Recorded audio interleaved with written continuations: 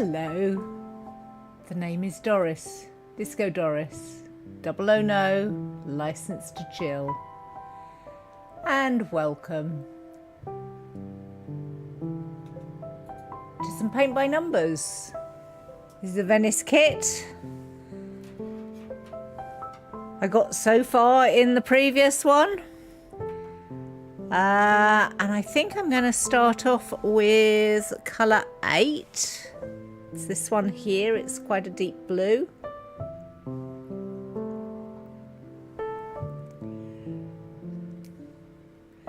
Hi Ghostly, how are you? Good, I hope. Ready for some paint and prattle, as my darling husband called it?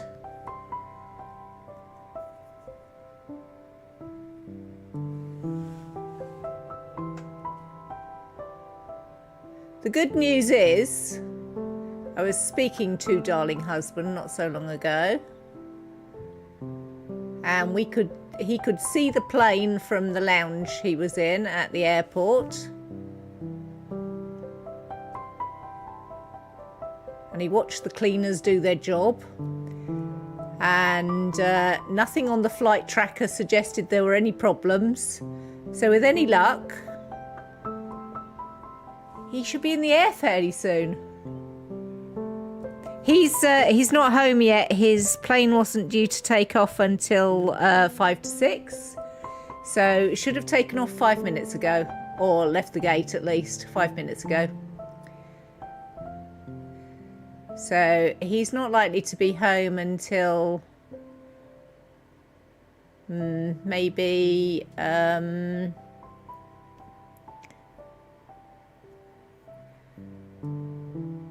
just around the end of stream.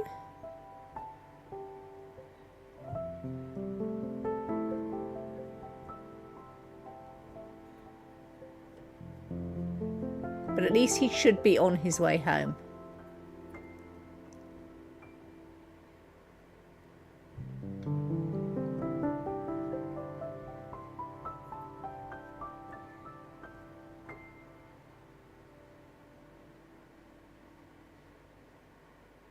That's the hope, anyway. He had fun in the airport lounge. So he got to the airport reasonably early, basically because he had to check out of the hotel. It's very, very hot in Budapest right now. So he decided the best course of action was to go to the airport, which had a nice air-conditioned lounge with no extra cost for the food and drink. When he got there, there was a function going on in the lounge he was in. So, like, part of it was cordoned off. It turns out that today was the day of the first flight between Shanghai and Budapest. So there were lots of Chinese people and lots of Hungarian officials running around in the lounge. Very pretty ladies acting as greeters, apparently, and a rather impressive cake. He sent me a picture on Discord of the cake. Did I enjoy my Chinese takeaway last night? I did. I had half of it last night and I had half of it for lunch today. So that was rather splendid.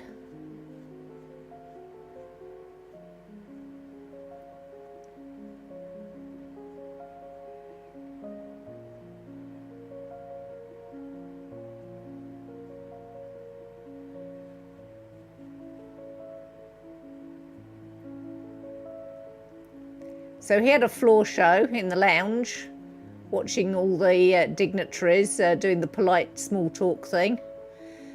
Although apparently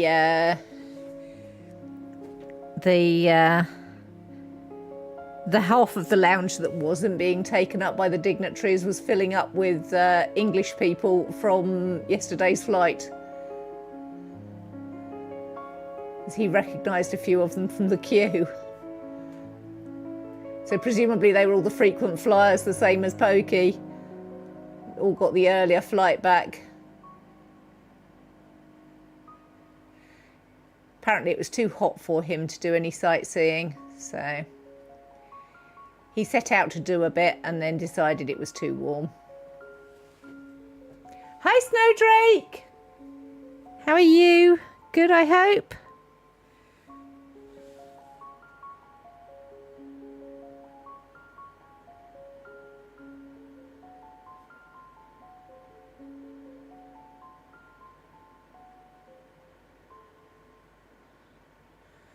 We've got another Epidemic Sound soundtrack today.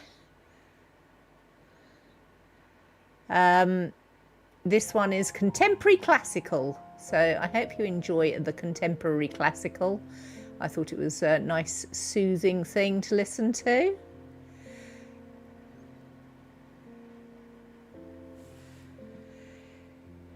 You're good. It's about to rain a little there, so it dropped to 24C. It's much more comfortable, isn't it? It's been about 22C here today, and it is very much more comfortable. I appreciate the weather being a bit more comfortable. We haven't got the rain though. Although honestly, we could do with it. My plants are beginning to look a little bit frazzled.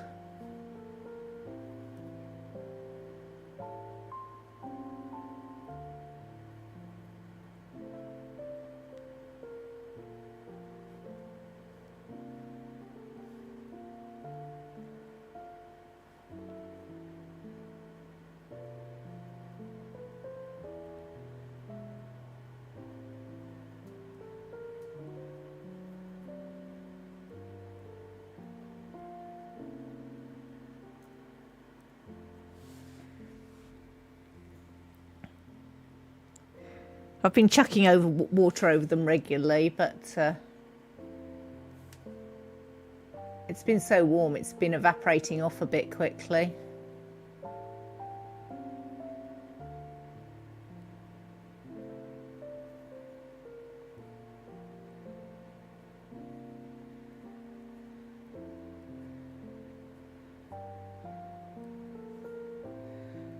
We've got another video up.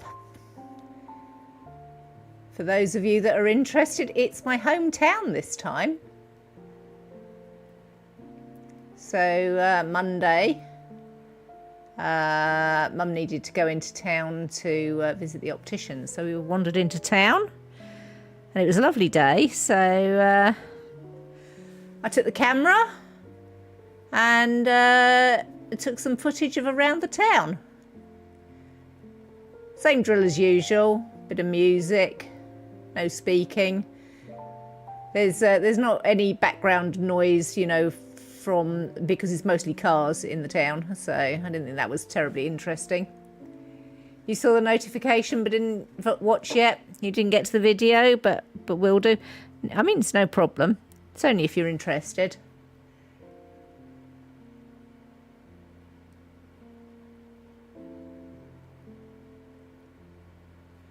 Honestly, it didn't go up all that long ago, I don't think.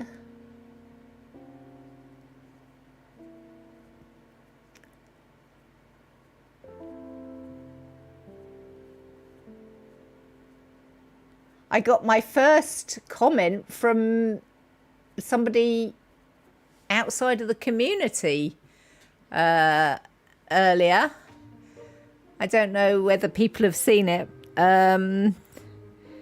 But it's in a language I don't completely recognise because I don't completely recognise the writing system. I think it's Thai. I'm not entirely sure.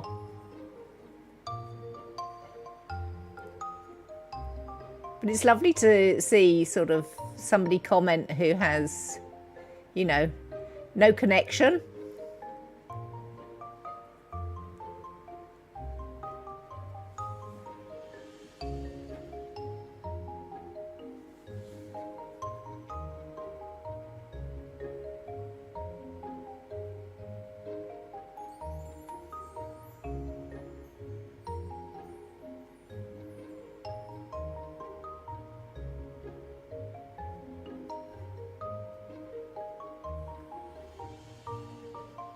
Actually, that might not be true. Just thinking about it, I think somebody else who had no connection to me commented quite a way back on the Amersham video. I did Google Translate it. I think it said something like... No, I don't remember exactly what it said. It said something like, wonderful, congratulations. But I'm definitely paraphrasing that.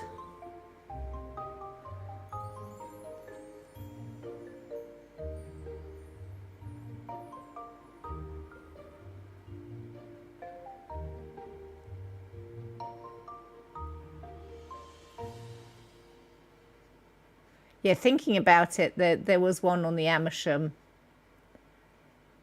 video, which wasn't anybody connected with the community. Still, I was quite excited to get the comment.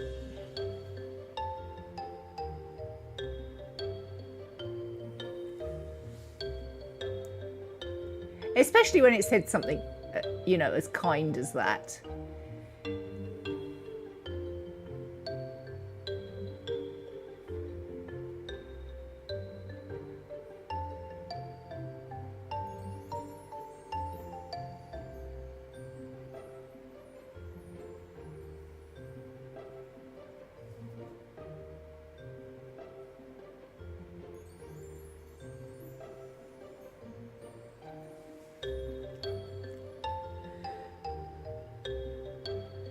Apparently, Fate spent his evening yesterday doing paint by numbers.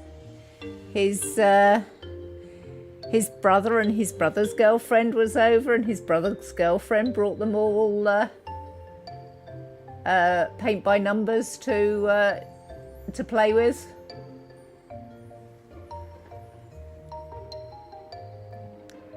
So Fate got a sunset to do. He was like, I'm not sure it's for me. And I said, well, you know, the concentration at least is quite soothing to the ADHD brain.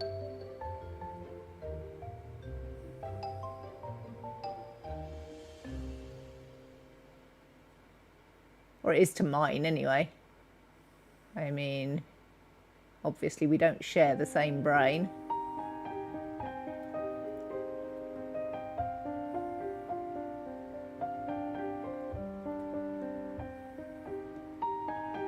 Even if it seems like it sometimes.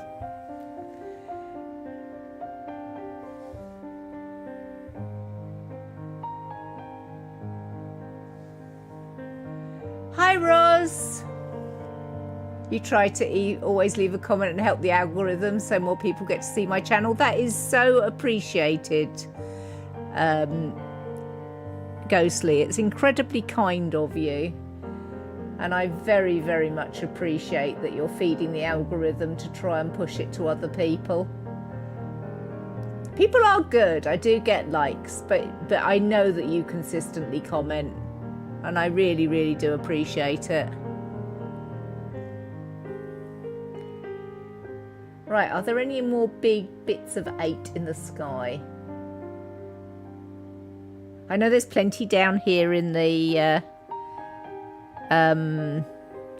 sea part.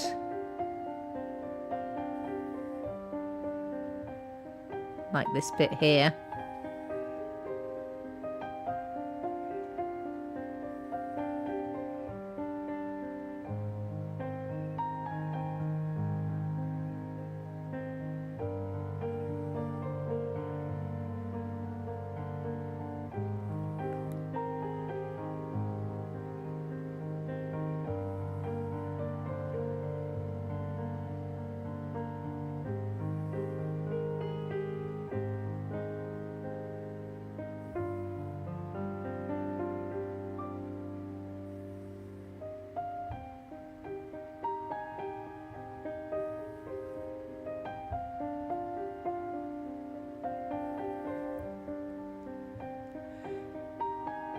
You always enjoy the videos? Well, it's good that you don't have to purge yourself to say something nice on them. I think when I've got as much paint off the paintbrush as I can, I'm going to swap paintbrushes.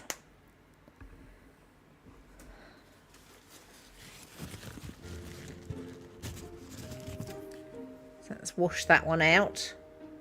I poured myself a glass of water to act as the paint water. Mandalay came in from outside, helped herself to a drink from it. Hi, Cade! Currently on a 25 stream streak. Ooh, all of the streaking. Well done, everybody, building their streaks back up. I think they broke for most people around 50. And I know that poor Ghostly did not break hers voluntarily. She had ISP issues. Very unfair. Avert your eyes, naked Cade coming through. Kitty on zoomies. She's curled up in the basket at the moment, dreaming things, because I can see her little pawsies twitching. It's cute. She's nicest when she's asleep.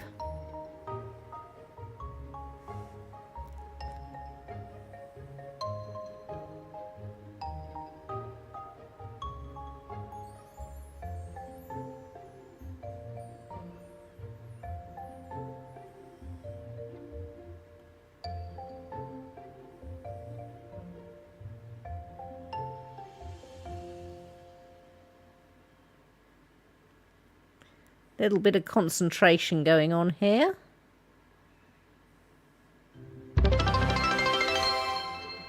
Oh, Roz sharing 100 bits. Max is busy zooming. The draft is quite nice, but the noise is manic.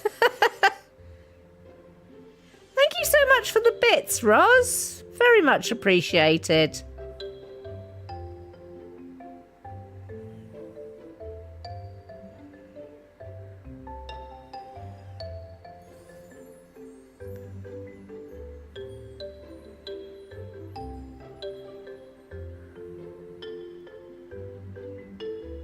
I have to say, regardless of other people, I am very much enjoying the playlist so far. It's really quite lovely. Because it's my first time hearing this playlist as well.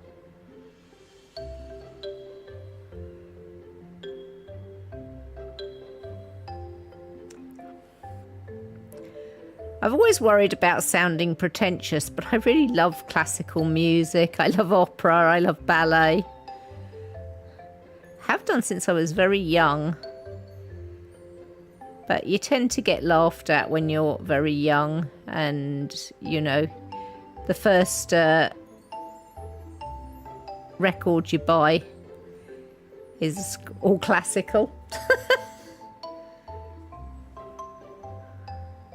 Absolutely true. I got a record token. This was vinyl back in the day. I got a record token for Christmas, I think. I don't remember whether it was Christmas or birthday, but I think it was Christmas. Yeah.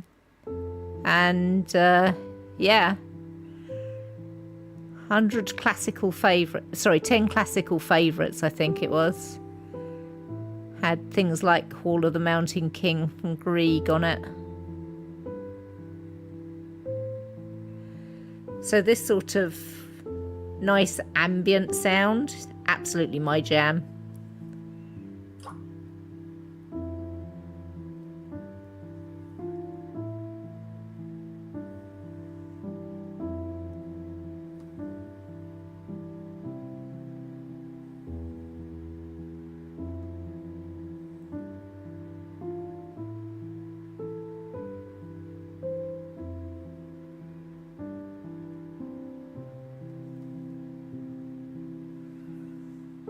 It's not everybody's, and I absolutely get that.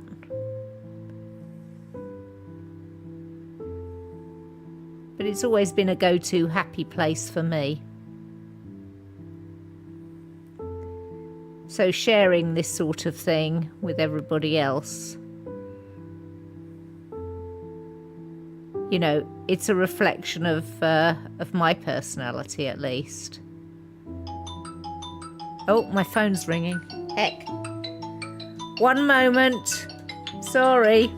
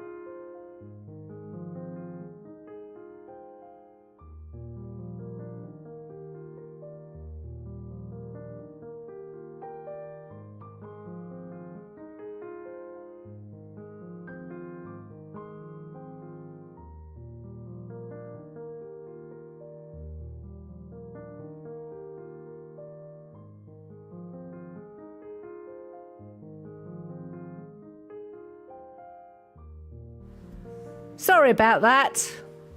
Yet more trials and tribulations in Pokey's journey. There are apparently storms over the Netherlands and France which are delaying flights. He's got up to a 3-hour delay, and that was my neighbour asking whether I enjoyed the Chinese and also asking me if I knew anything more. Of course I don't, unfortunately. Not in control of the weather. That's not my department.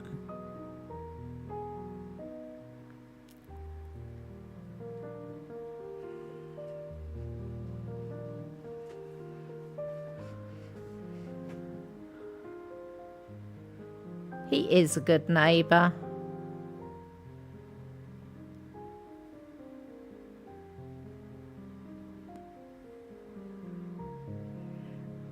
I mean, I'd hope he'd say the same thing about us. That we're also good neighbours. You know, we've lived next door to each other now for over 10 years. I reckon it's coming up for 11 years. We've never had a crossword between us, so that probably says something, doesn't it?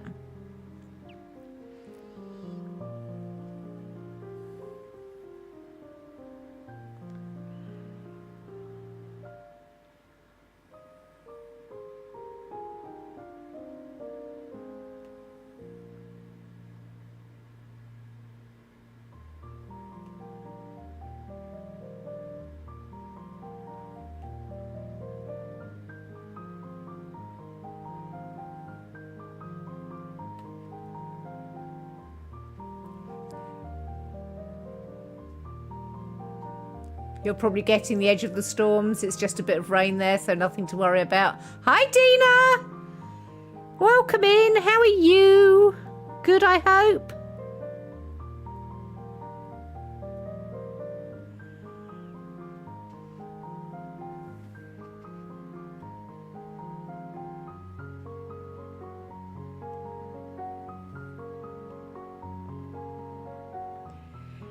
Anyway, at this rate, Pokey's not going to be home by the end of stream. He'd be lucky if he's taken off by the end of stream. It's a shame. We know the plane's there. And ready to go.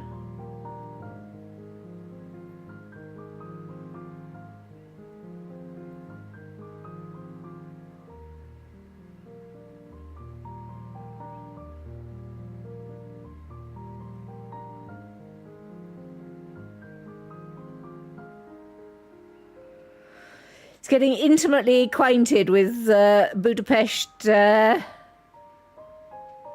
airport. I suspect he wishes he wasn't.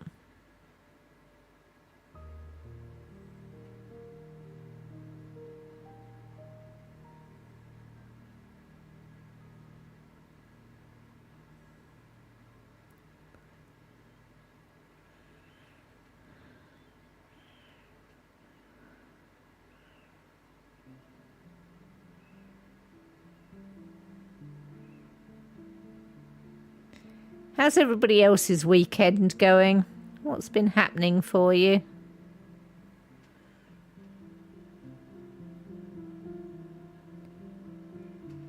You're very warm, but it's okay. You got the fan out of the basement, so it's bearable. Nice.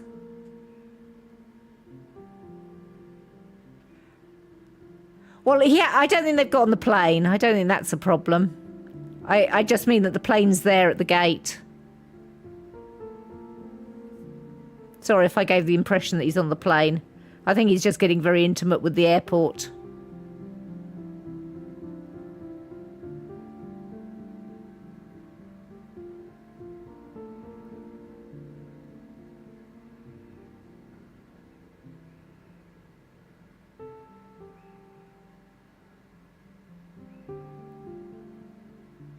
I don't know whether they're allowed to leave the gate once they've gone to it. Because I think he'd gone to the gate. I hope so.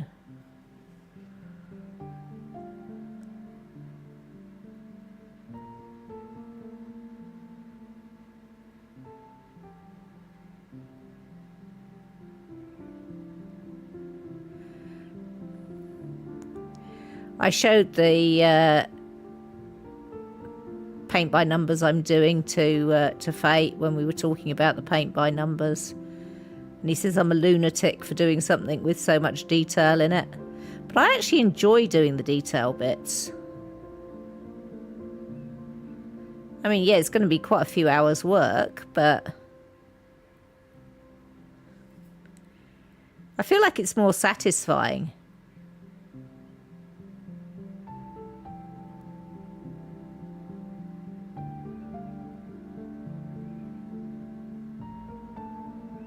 I found a free program that does translates your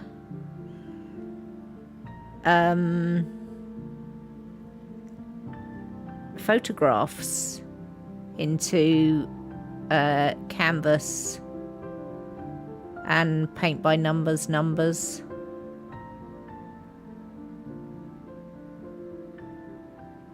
But I thought about it, and you'd probably need to invest in, you know, a special printer to print the canvas. I can't work out how else you'd do it, unless maybe you could get a projector and project it onto a canvas and draw around the edges.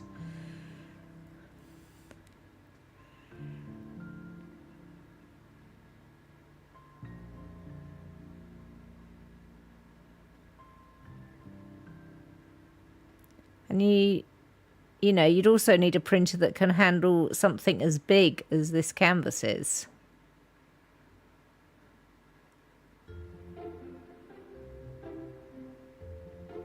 I'm pretty sure our printer doesn't do anything bigger than like letter size.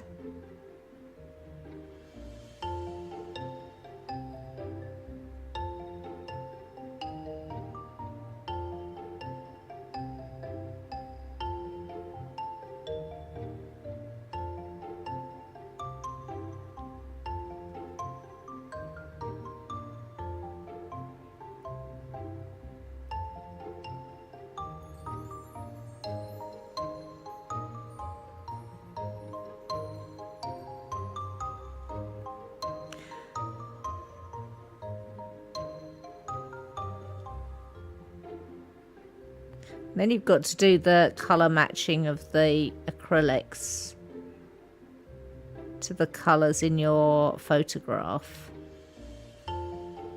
It's all very well having the numbers for them, but then you've got to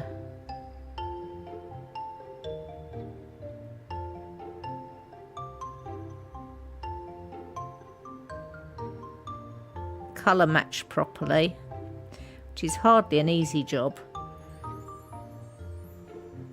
think this is still going through there.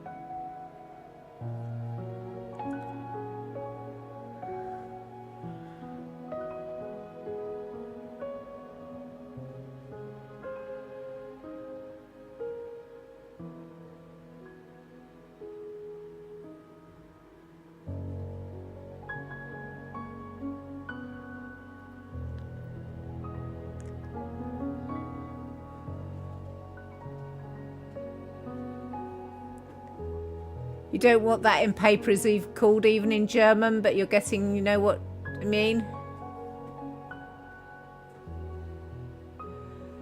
Oh, has he actually? I haven't seen Discord myself.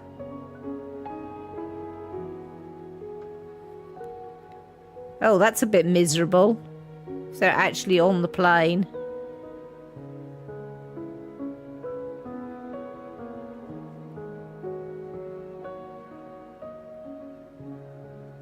I suppose the advantage is that they're there for as soon as the clearance is given. Maybe that was the thinking.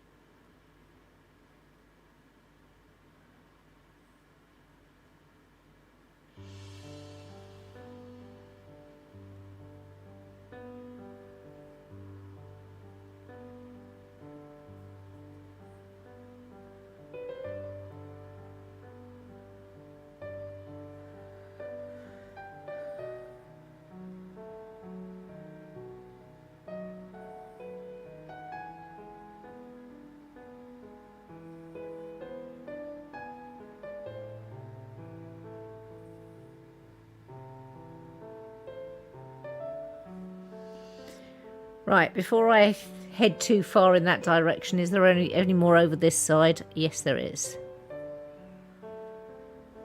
A little bit there. I've got a bit of a blob there though, so let's put the blob in where I can.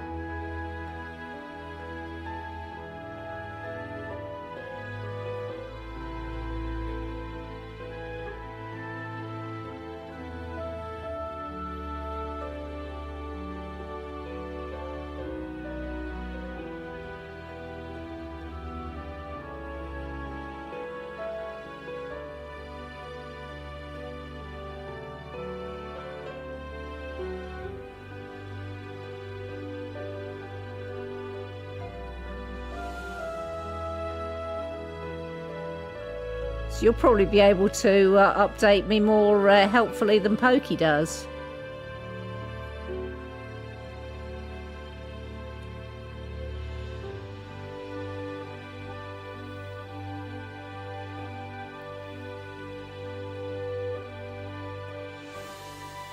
Hi, Akuma. Ghostly giving Otter all the fishes, not from ones from Cade's smelly sleeve. Cade's lurking so you can get away with it. He's probably just heard me read it out. He's going to pop up any minute now.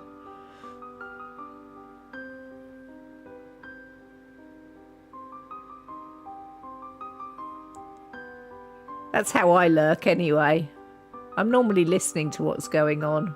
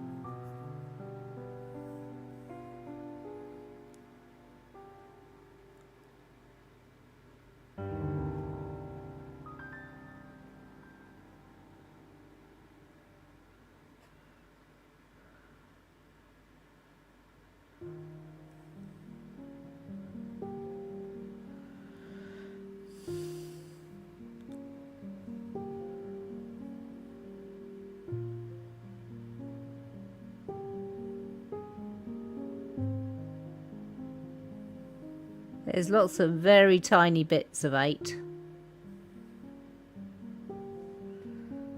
Spotting them is half the problem.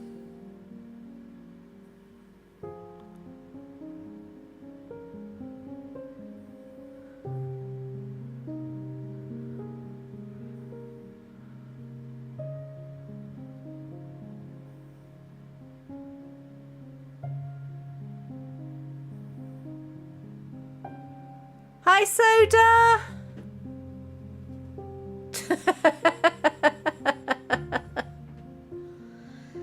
How goes, Soda? Is it all good in Soda World?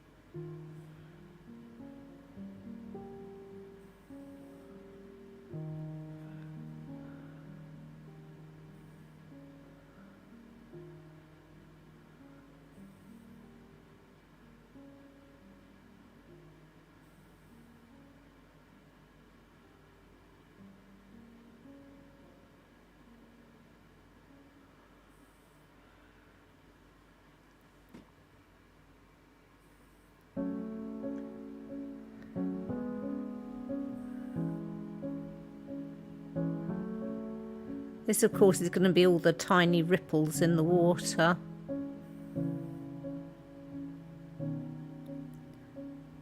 I've actually often looked at, you know, certain ripples, certain water surfaces, and wished I could paint them properly because they are incredibly beautiful.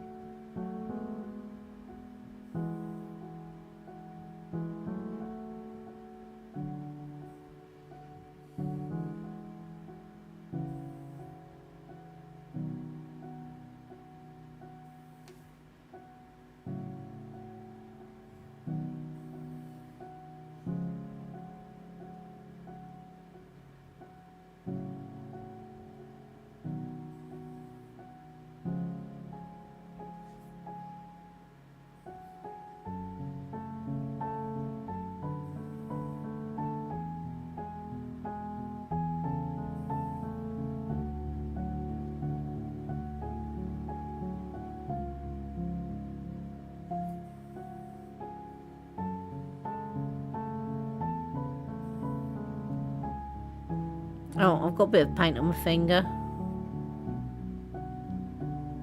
Not a terrible amount, but a bit.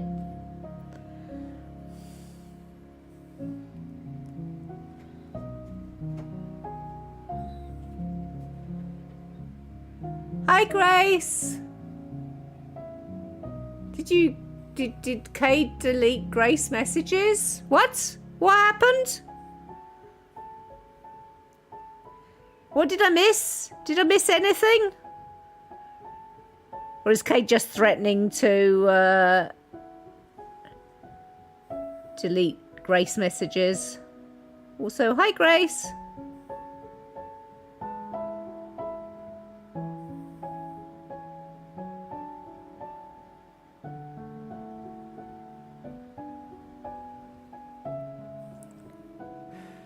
Kate timed Grace out for lies.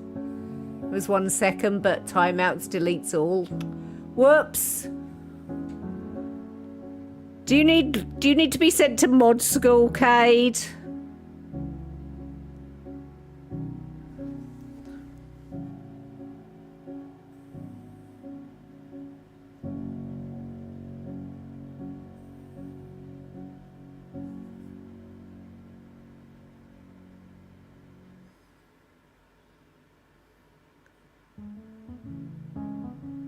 Ironically, Grace is probably the one that can tell you exactly how to delete one message at a time.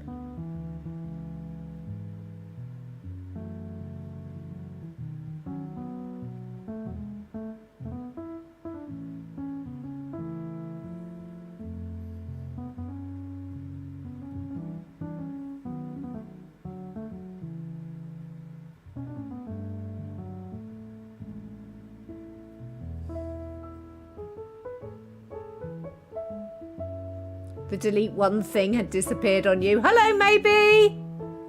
You had to go in and update your mod settings.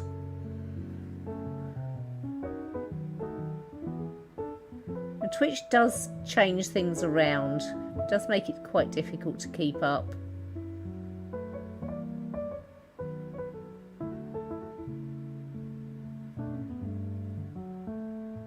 My apologies, Grace, that things went a bit pear-shaped.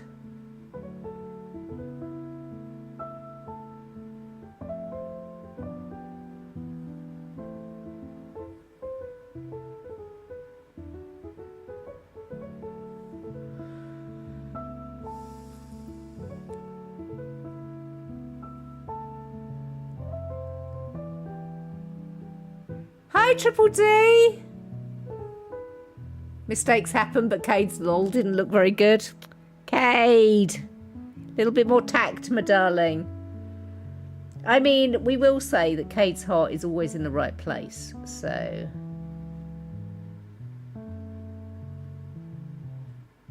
He's probably laughing at himself, though, Dina, rather than laughing at everything going wrong. Or rather than laughing at Grace being uncomfortable at having all her messages deleted.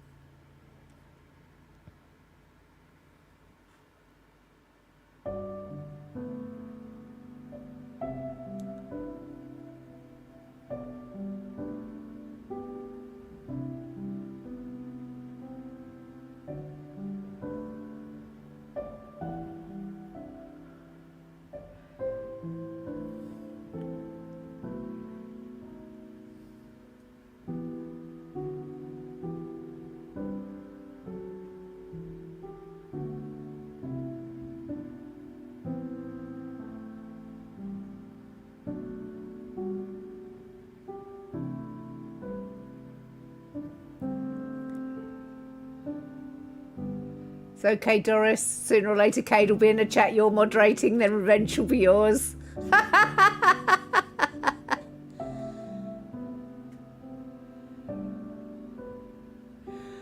Oh, I'm so sorry, Soda. I'm so sorry because, I recently lost Kaya. I know exactly how that feels, and it is the pits. And you're allowed to not be doing well.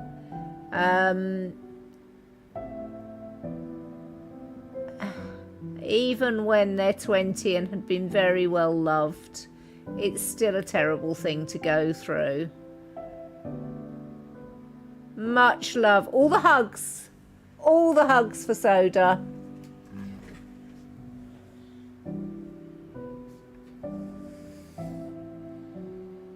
Yeah, I totally understand. Nothing but love. Nothing but love.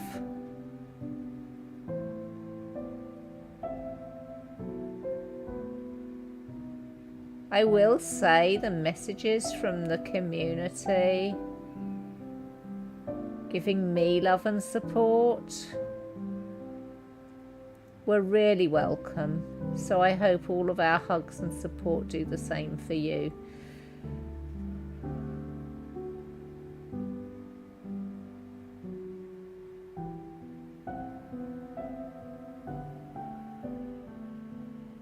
And yeah, as I said, you're absolutely allowed to not be doing very well. So I hope our love in some way helps.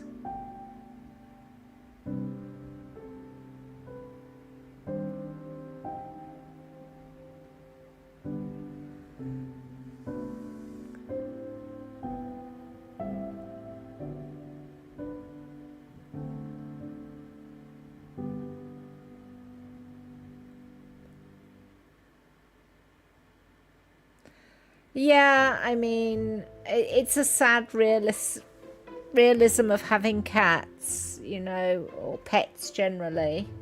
We are generally going to outlive them, and it is going to suck when they go. I wouldn't change having them. And I'm sure everybody who has had the delight of a furry friend in their life would agree. But, there is the pain of letting them go. And it does suck.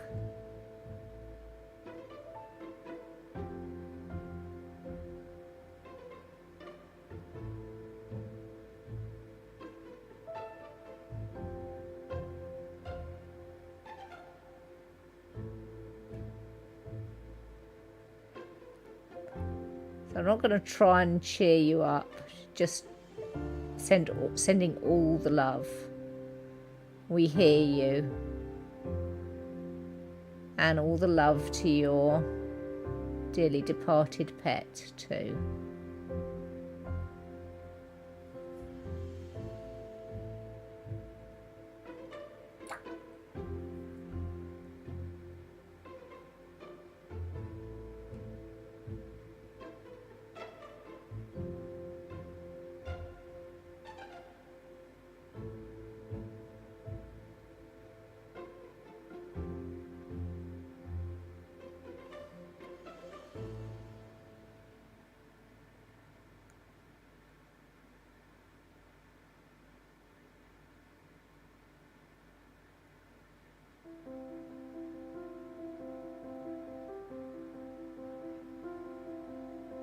I wish I could come and give you a big snuggle.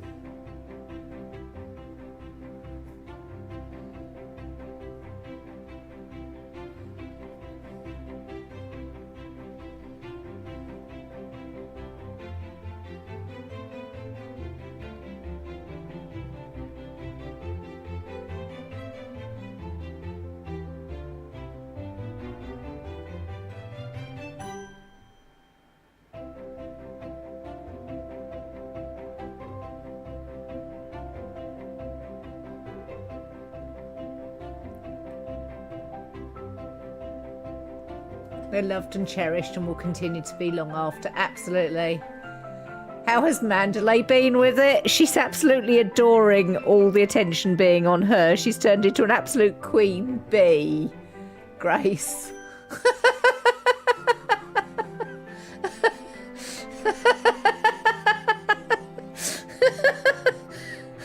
She gives not two fucks. She thinks the world is marvellous because it's now revolving around her. We've always known she was a small evil demon.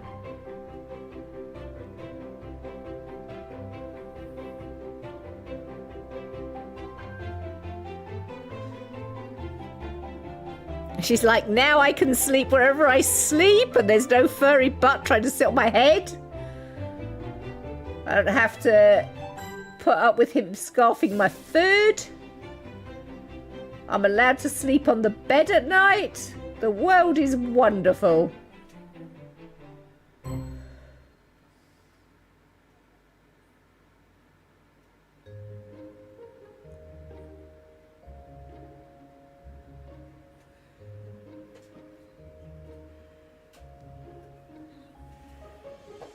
Hi, Pat.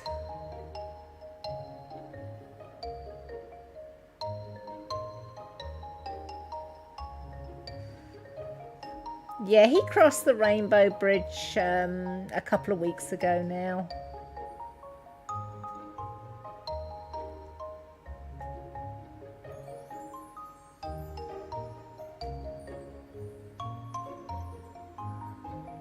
Loaf is stealing pizza wherever good boys go.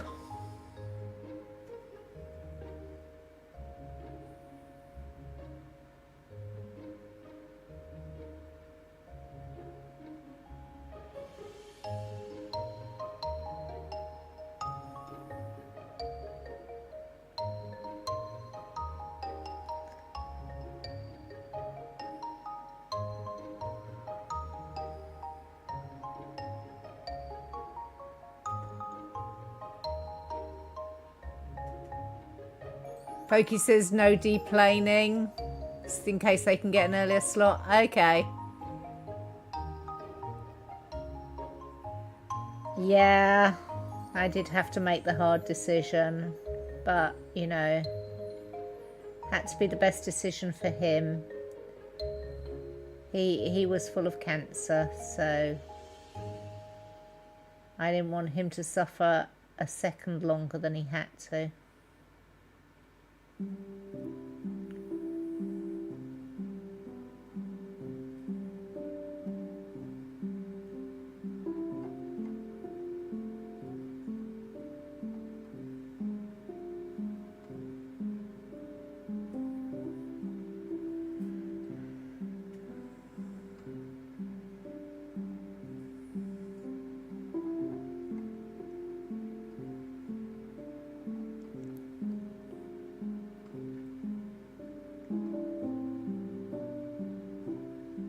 which I feel is all you can do in that situation.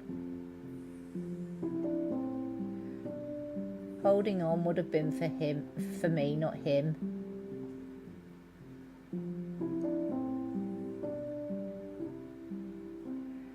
Not that I am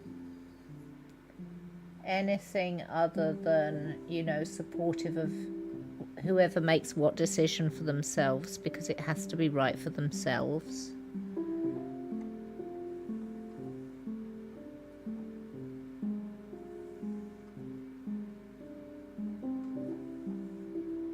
But he was cuddled right up until the last. He passed away very peacefully.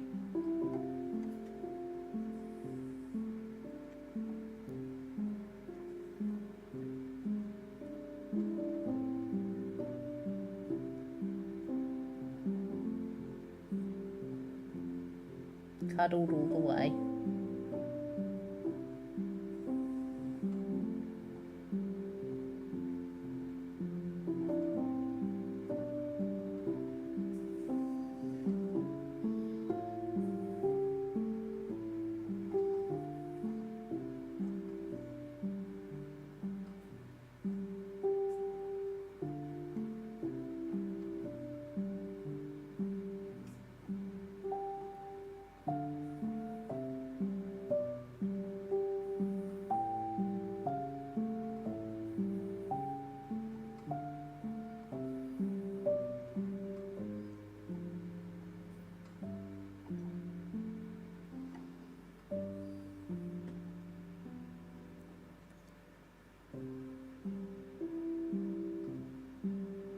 Your other cat, Emily, is largely unperturbed by Noel's passing, but A, they weren't particularly close, and B, Emily, despite being a grey tabby, is the most orange cat-coded cat, so the great general running joke is she only has 2 brain cells.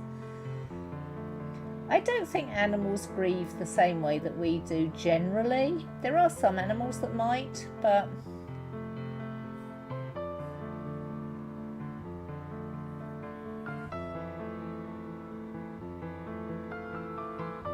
I think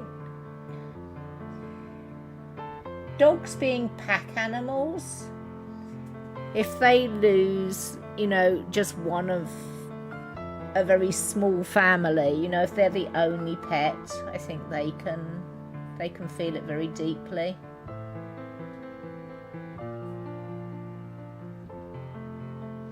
But yeah, Mandalay is entirely unperturbed. She's having a very happy time. That's a good thing.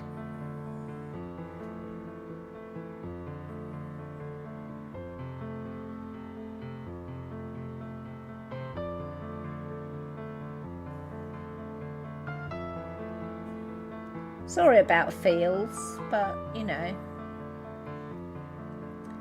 I think you can't have good mental health without acknowledging the hard parts of life. There's nothing wrong with having feels. And not all the feels have to be ecstatic, joyous ones. It's okay to feel sad. It's okay to feel grief.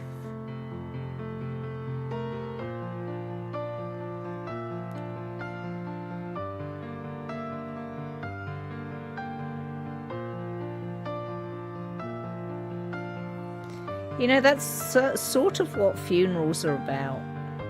Funerals are about having a space where it's safe to display grief. Because generally, a lot of people feel uncomfortable around somebody that's, you know, going through grief. I don't know that we should do.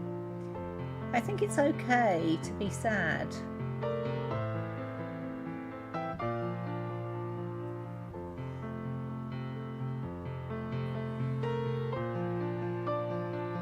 Sometimes being sad can be sweet too.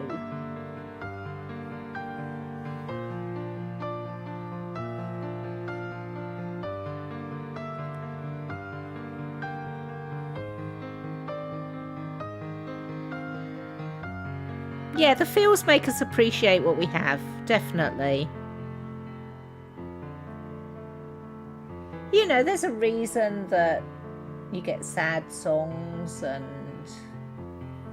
I mean, I think we've all, or not necessarily recently, but you know, in the past we've experienced sad games together that have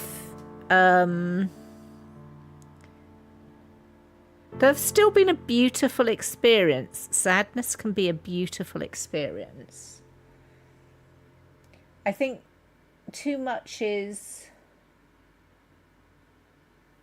made maybe of happiness being paramount. A healthy range of emotion is paramount.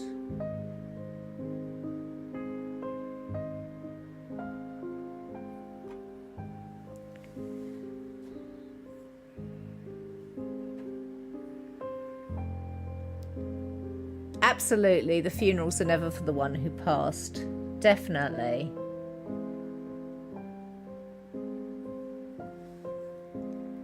But there is no reason that we can't, together as a community, have a safe space to be sad together.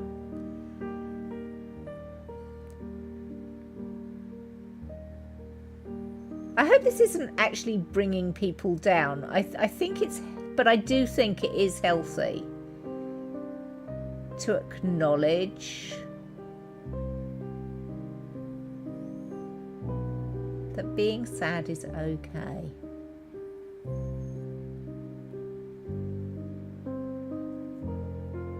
And as I said, we can have some love through the sadness.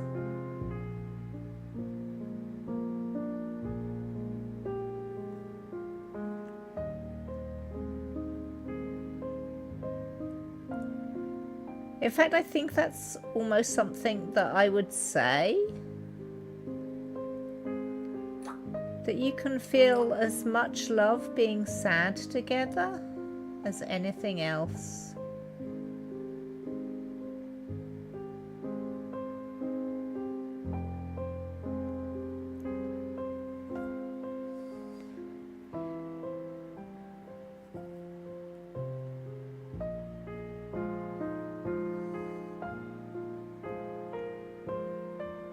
There is definitely a place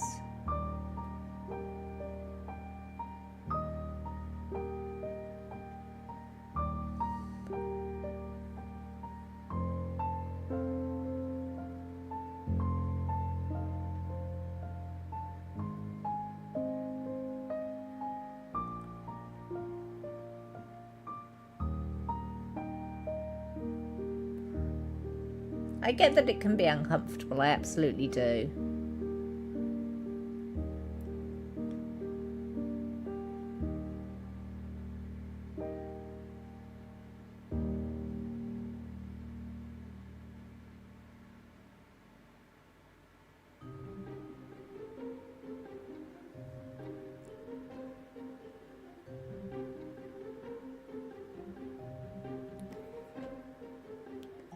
You noticed when you lost Peaches that Pappy got a bit more clingy and snuggly? He'd always been hubby's dog more than anyone else's, but he'd cuddle up to you a lot more afterwards. Yes.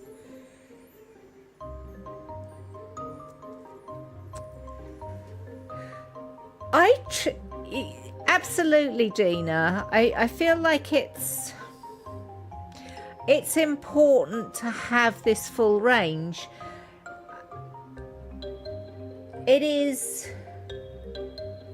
It's almost a social no to ever admit to sadness. And I think that's wrong. I mean, that might be a personal thing, but I think it's wrong. I think that, you know, we're all doing ourselves a disservice if we try to sweep it under the carpet or bottle it up, as you say.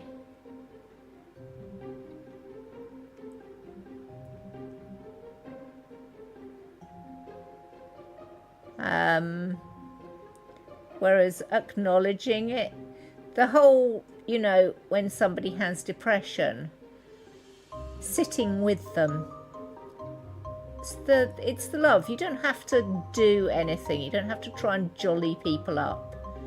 Just let them be. Just let them feel.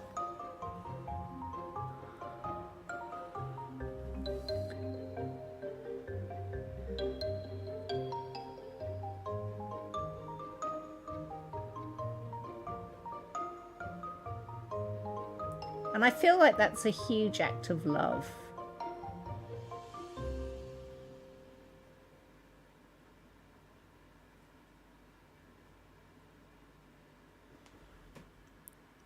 Life has many facets.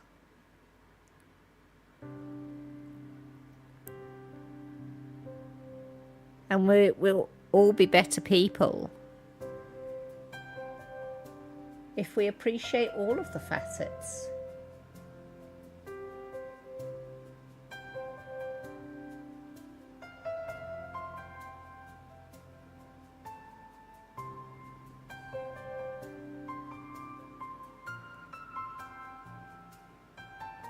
You have a billion pictures of Noel on your phone either way. It was originally to just spam Fraz with cat pics to cheer him up when his brain's not being kind to him. Which is wonderful. You've got all those wonderful memories, Soda.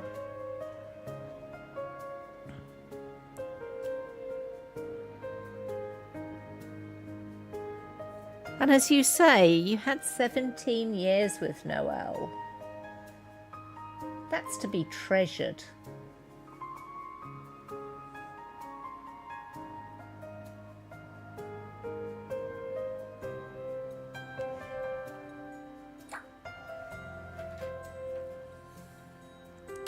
One minute, I'm just going to clean my paintbrush because it's starting to get a bit lumpy with the acrylic trying to dry out on it. There we go.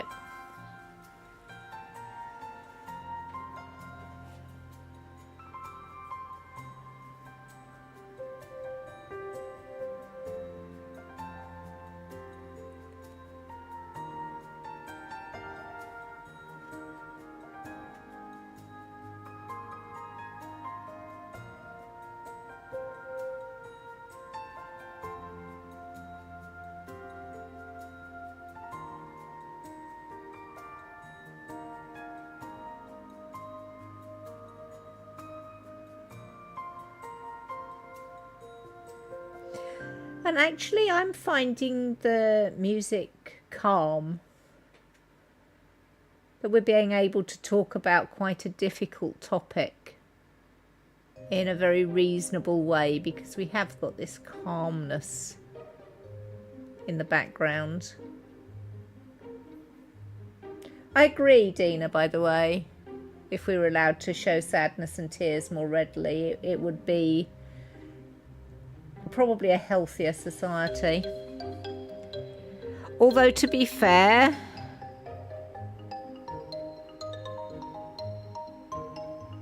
I feel like a lot of people with depression don't show the emotions that they're feeling or not feeling, as the case may be. I think true depression, you tend to just feel numb.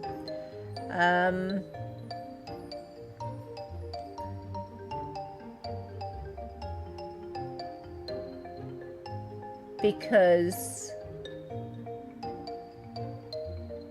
I won't say they feel embarrassed by it. I don't think it's an embarrassment thing. I think it's really that they don't want to spread the pain.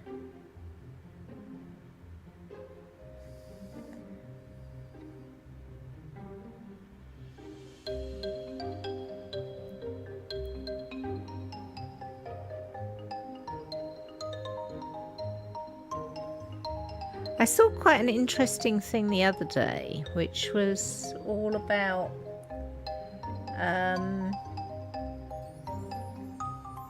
somebody who had fought and won against depression.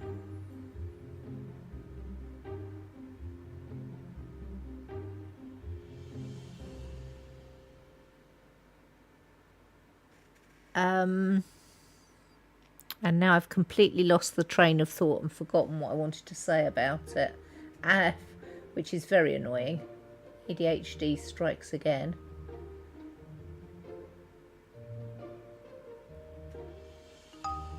It'll come back, probably at an inappropriate moment.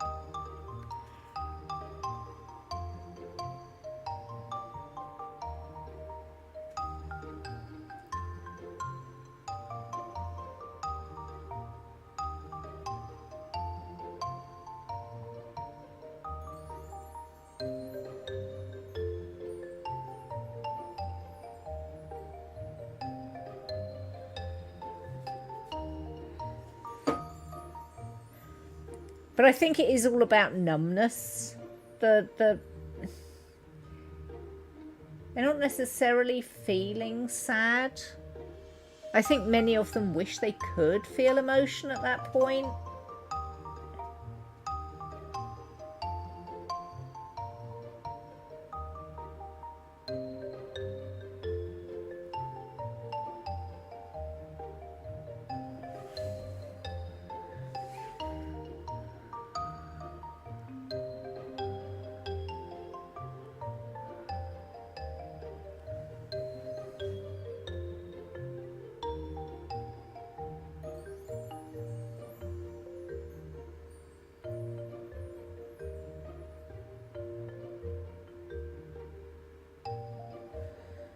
Gosh, these bits are so tiny.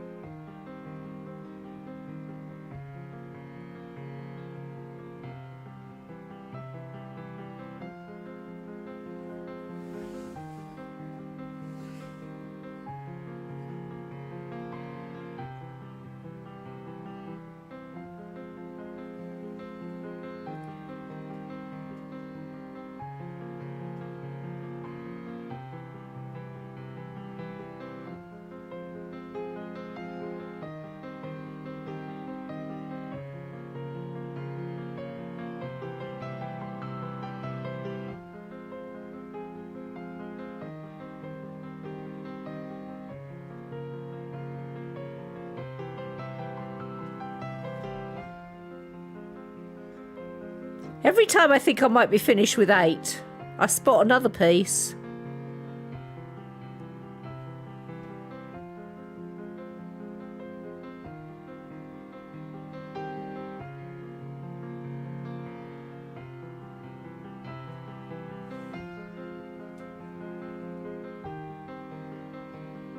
Sorry if my bonce is getting into it a bit much. When I'm doing the far side, I do need to lean a little bit to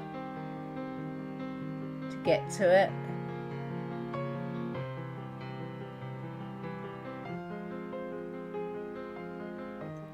Obviously, I have the camera behind me right now. Do you think the cultural view on that has definitely improved in the past couple of decades? I agree. But there's a lot of work still to do. I don't think we're still entirely comfortable with it.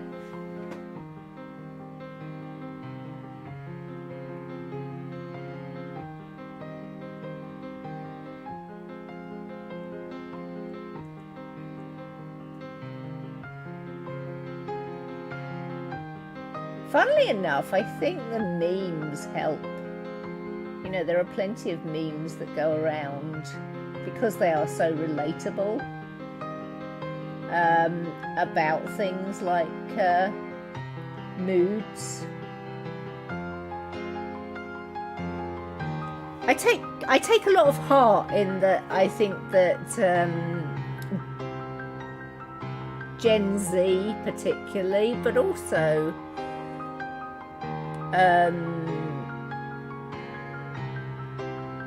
younger millennials are so much more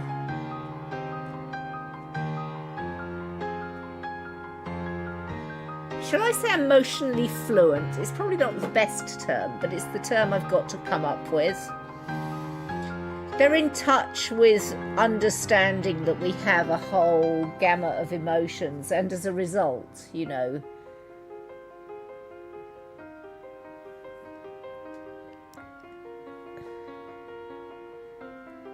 they're much more open about such things. And that absolutely is a wonderful thing, and I very much appreciate it.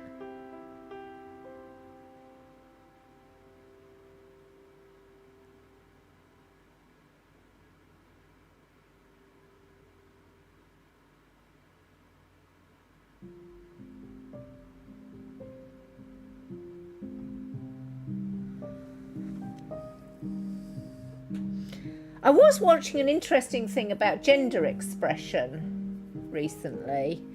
I think it was Dr. Mike's YouTube channel, and he was talking to a paediatrician who specialises in paediatric gender discussion. And he was saying that there's two types of the gender expression now. There are those who suffer the body dysmorphia and, you know, it's a problem to them. And then there are those, he said, who just don't feel drawn to either camp. You say the non-binaries. Perfectly happy with their bodies, but non-binary. And I was like, that's so healthy. To be able to not pigeonhole. I feel like expression of self is really coming a long, long way now. I mean, I wouldn't wish the body dysmorphia on anybody. And, you know, the more help those people can get, the better.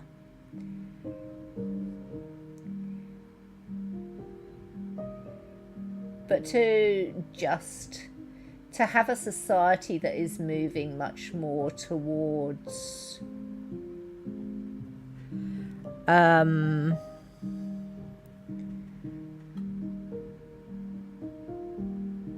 being able to express how you feel so much more comprehensively, regardless of what type of self-expression that is. To have a society that's moving towards accepting such things fills me with joy.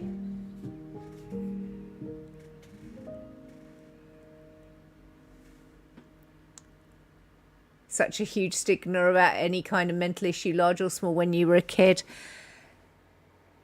I was lucky in that in my family,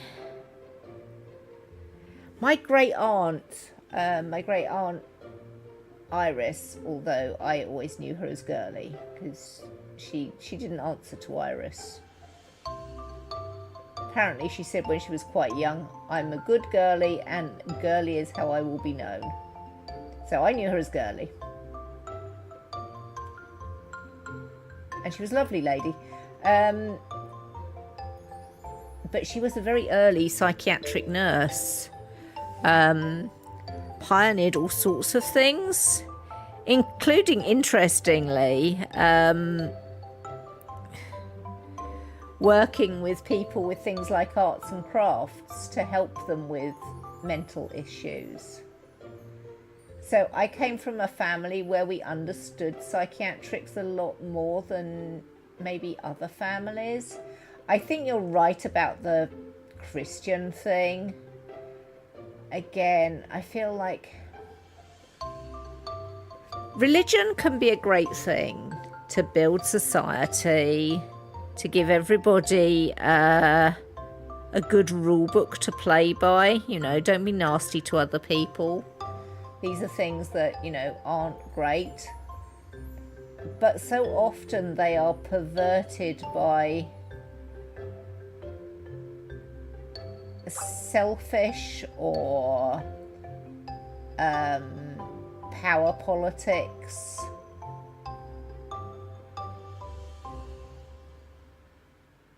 I mean, I am atheist, as I think everybody knows. That doesn't mean I am actually reasonably well versed in most religious texts. Funnily enough, I have read many of the religious texts. One of those is because I am an inherently political animal, I think. I'm very interested in community and how communities form and all the things that go around making a community function. And you can't actually make them function without a common rule book, which for many, societies was religion. And I'm fully aware that despite not believing in an individual religion, I'm totally happy to work by the tenets of many of those things, be wonderful to each other, don't be jealous, don't be careless with each other, look after each other, which is, basically what a lot of it boils down to.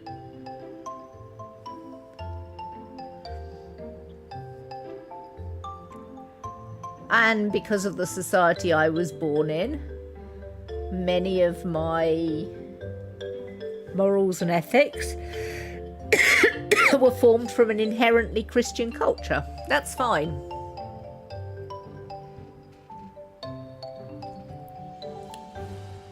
You shouldn't have problems at all if you gave them to God. You see, that's a theology that's well-meaning, but not practical at all. Don't give problems to God.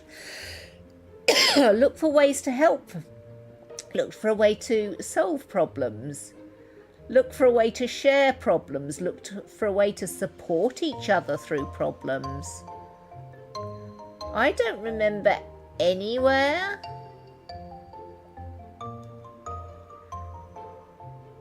that you should give problems away. It's like the has anybody heard the joke of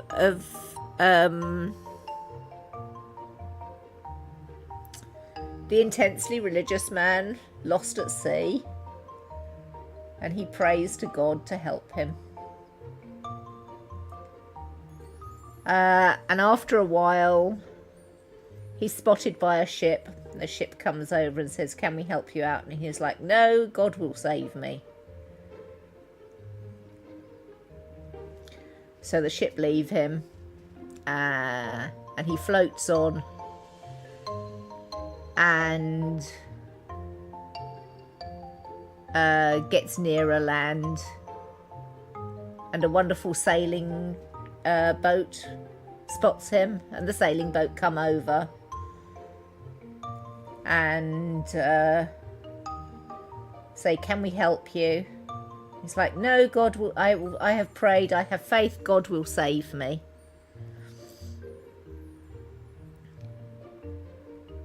And they argue with him and try and get him to have some water, get him to have some food, to come on board, to be taken back to land. He's steadfast in his faith. God will save me. Well, unfortunately, he dies. And he's a man of considerable faith, as we have established. So, he finds himself at the pearly gates. And Peter says, "Oh, yes, the big man wants a word with you." The man of faith, well, this is unusual. And God comes to the man and he says, "It is a shame you are here so early." And the man says, "Well, what? I prayed to you to save me and you did nothing." He said, "I sent you 2 ships and still you would not learn." So, I quite like that joke. God will help those who help themselves.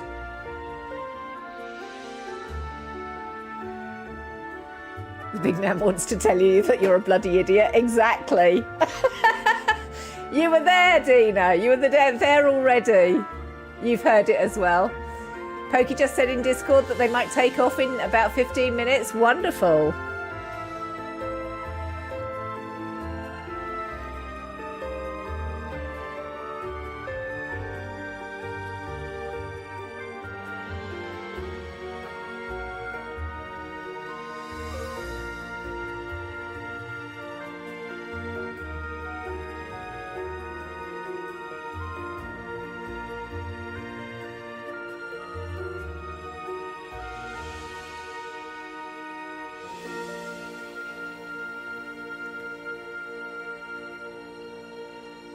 So it's about an hour and a half after he should have taken off.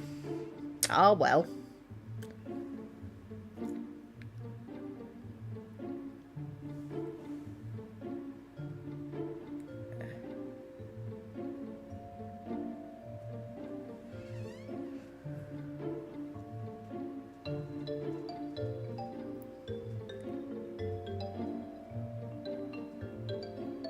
So yes, I don't wish to wait around for some deity to save me. I'm a firm believer in helping the people that need help, or accepting the help that I need. I've got better about that. That used to be something I was quite bad at. I found another one. I was about to say I'm not seeing another one, but yeah, just as I said that, I spotted another one. Looked away to fill my paintbrush up, and then couldn't find it again. There's one there.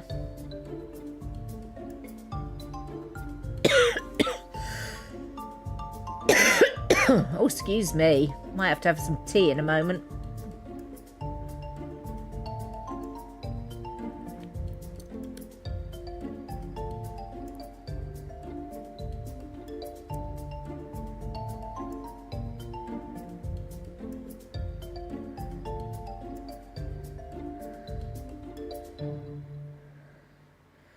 I wonder how much of the give your problems to God is so that we don't have to deal with them.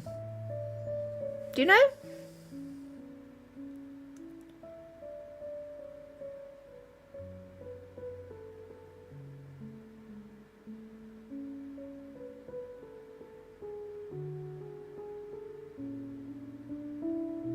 I wonder how much that plays into things.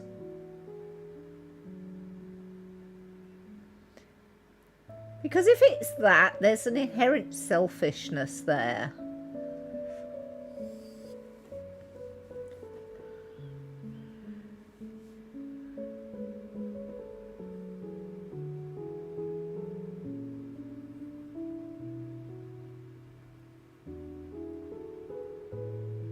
There's another one, it's right there.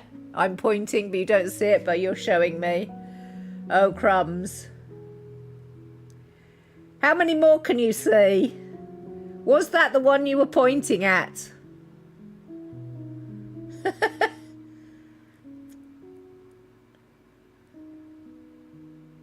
There's a lot of sixes. I can see that there is a lot of 6 in this water.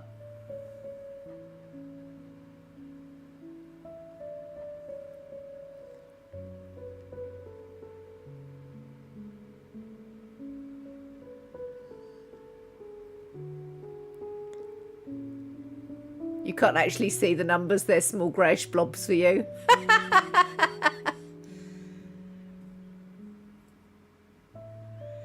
I managed to move the camera somehow?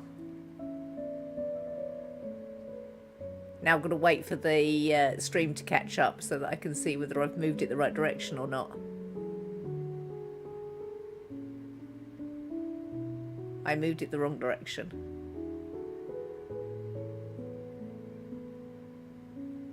And now I've got to wait for the stream to catch up so I can see whether I've moved it again. I see that Pokey has sent me a...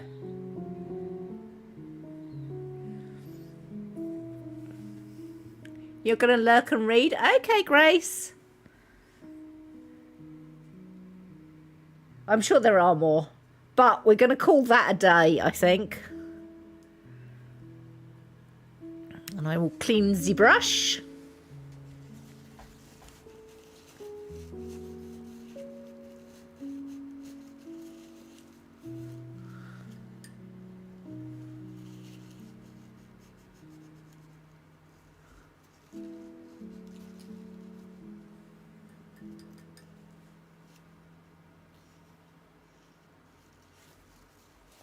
And we will pick up the bigger brush again. She's more or less dry now. And I started 11 at the end of the last stream. I'm going to finish. I say finish. I'm going to continue with 11.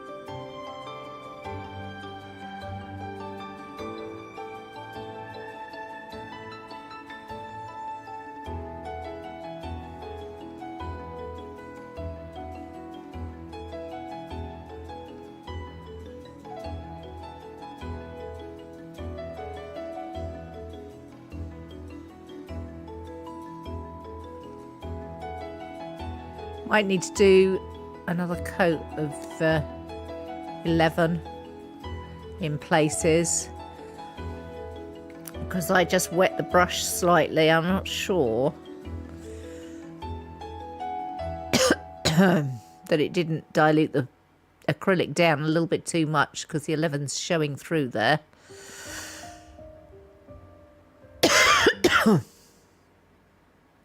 Oh, I still didn't have that tea, did I? One moment. We need a tea break. Hi, Curls.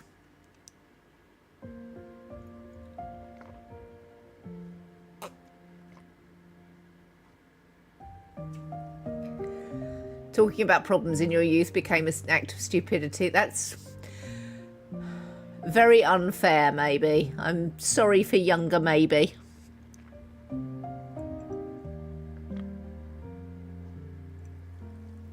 Yes, I was having a bit of a cough, so tea was the answer.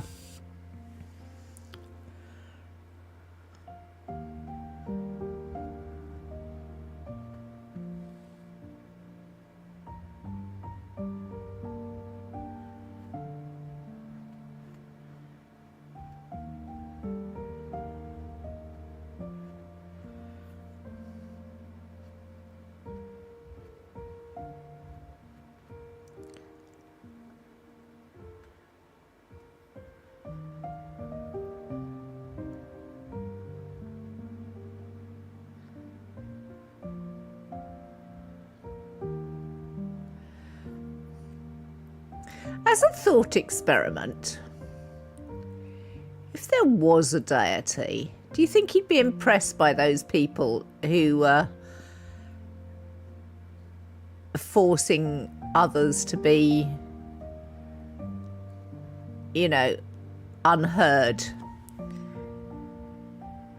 because they wanted to prove themselves more godly?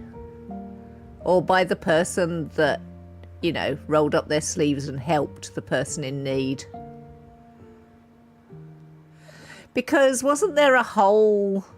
I mean, I feel like there was a whole parable about that. I feel that's what the parable of the Good Samaritan was all about.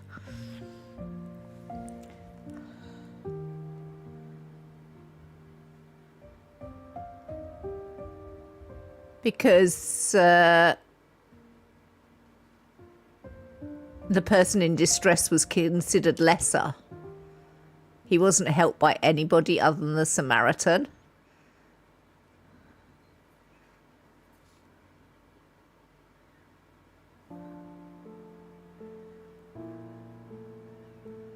And the Samaritan was held up as being the one who, you know, was the enlightened one. Pretty sure that's what that parable was all about.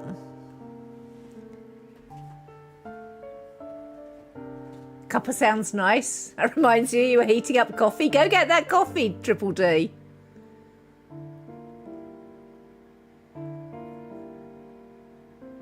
There's a reason you don't go to church anymore, and that's the biggest one.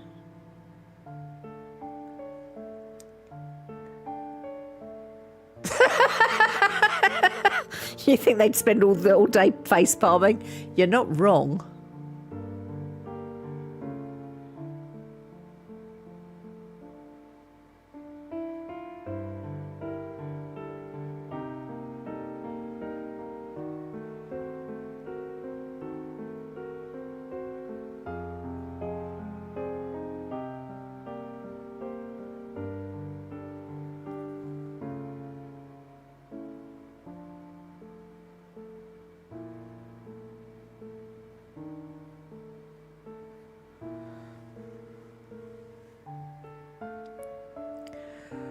Right, how much more 11 have I got on this side of the painting?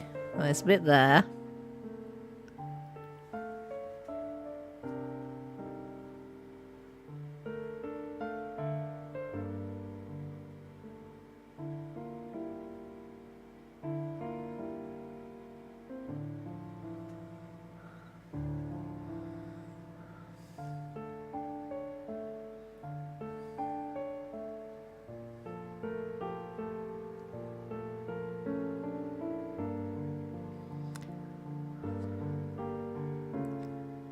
Fortunately, not everybody is like that within religious communities. There are many who are incredibly kind and incredibly helpful and will try and assist any way they possibly can.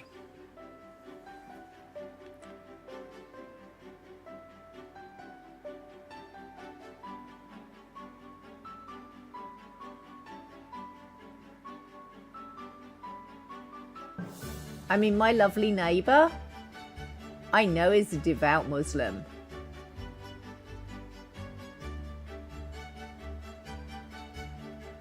And he is a lovely, kind human being. And actually, many of the Muslims in my district are. I can only assume that the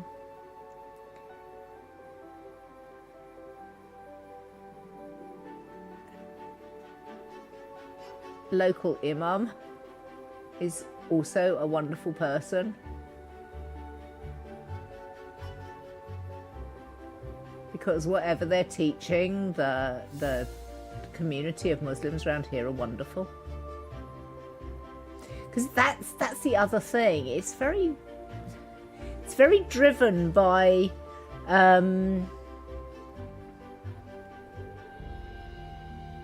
how your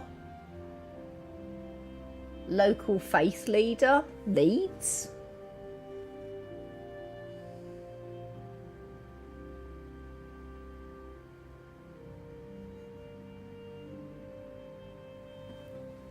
So you get a good leader, you'll get a lot of good people behind it, I think.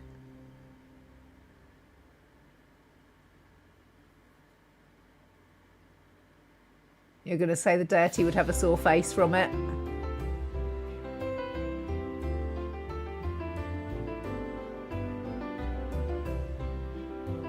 When you finally got old enough to understand what you were reading, you started ignoring your elders a lot more frequently. You were just too shy to break from that group when you should have.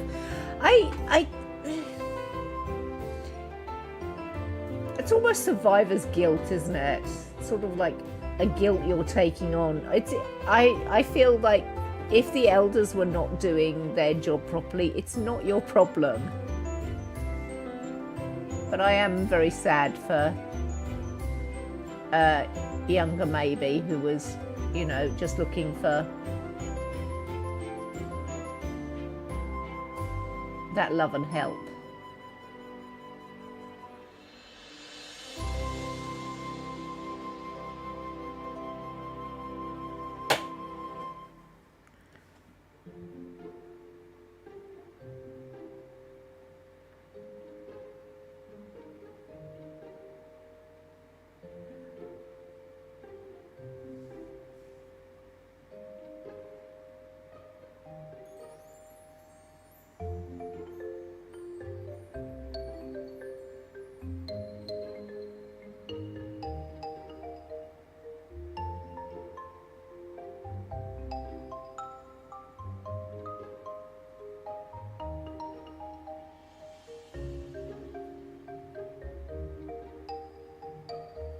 You know, I think it would have been much more fun. I don't know how many people know this, but there were a lot of people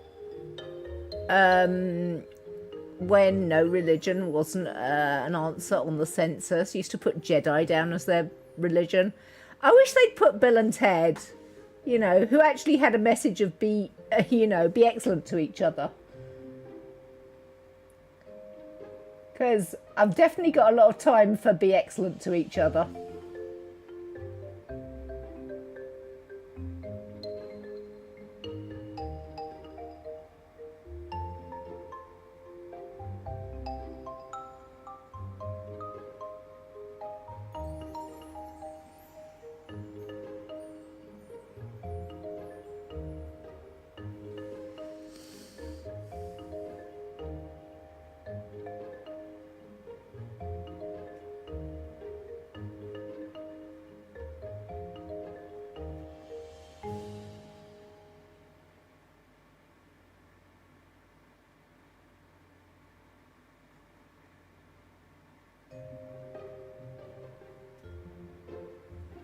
This brush is a little bit big for what I'm trying to do with it here.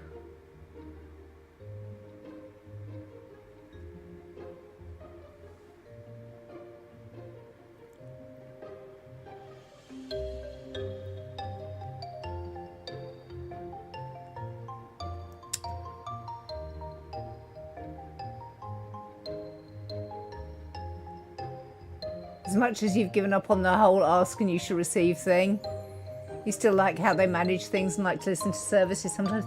There are some wonderful things that religious communities have wrought. And community is one of them.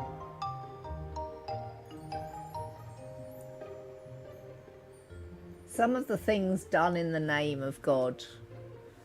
Some of the music, the marvellous architecture,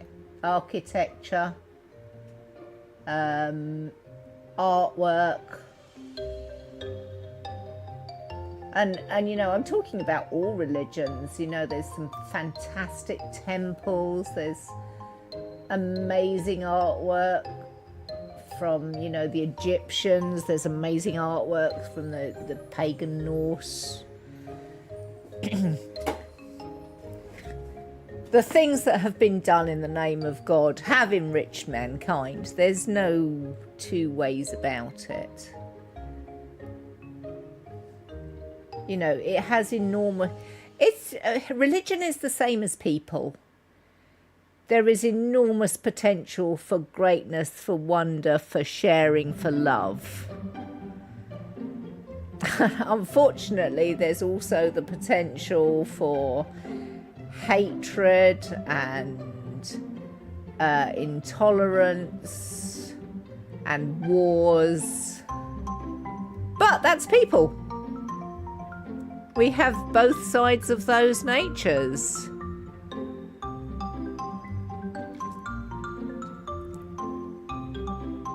Just a reality.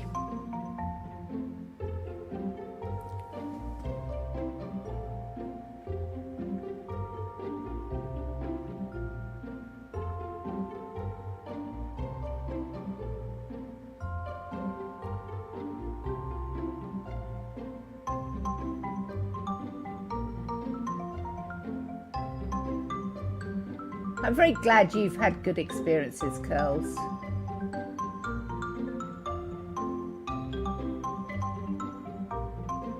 I mean, and who of us doesn't enjoy carols at Christmas time?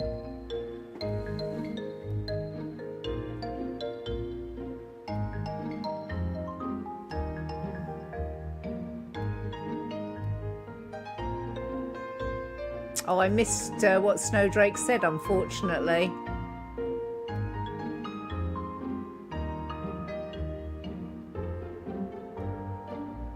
Most fantasy concepts are based on Christianity. Are they though? I mean, some are definitely, but I particularly enjoy a David Eddings series where they're church knights and then they discover that who they're taught magic, and they discover that magic is actually a form of prayer to a completely different gods to the ones that they serve, which amuses me enormously. It's wonderfully warped theology.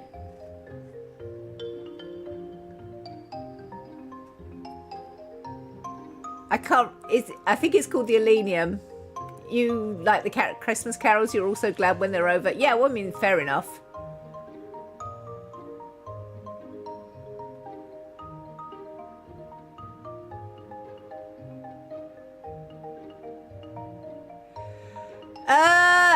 Dina, you've missed a point there.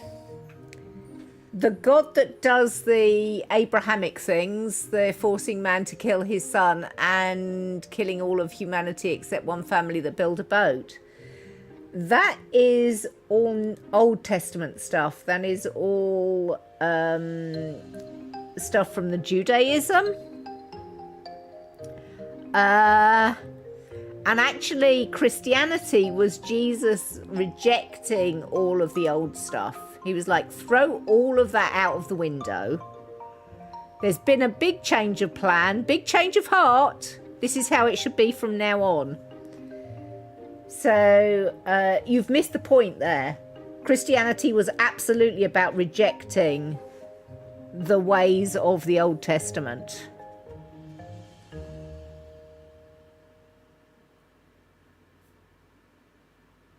I think a lot of people miss that too.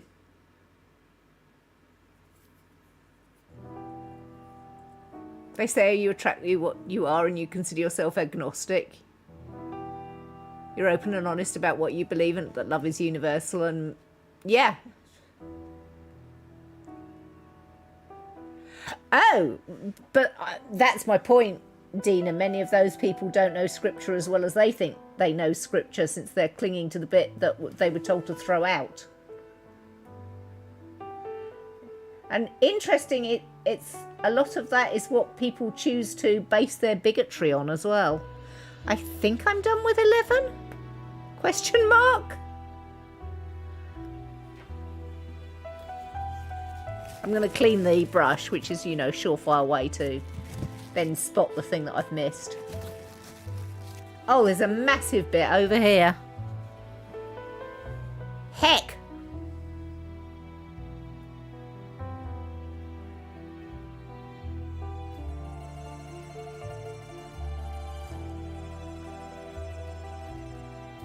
So much of what you grew up hearing was the fire and brimstone bullshit. Absolutely.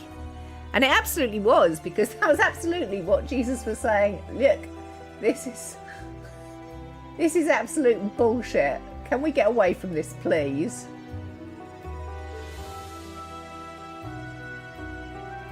You know, he hung out with all the people that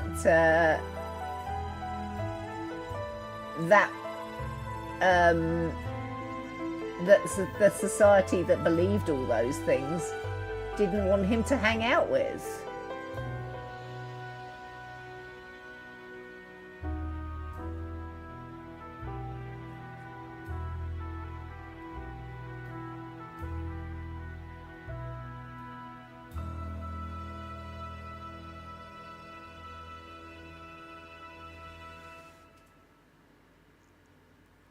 You see it as a failing of the Christian church that so many people miss that point, Snowdrake. A few of the class might not understand a topic, but if 90% doesn't get it, it's the teacher's fault. I know, right?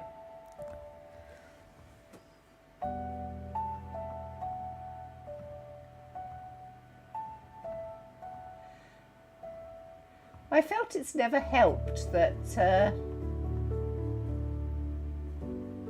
some of the apostles watered down stuff after his passing. So, you know, the bits written by Paul and stuff, you can see the softening of things to make it more palatable, to get more people to join.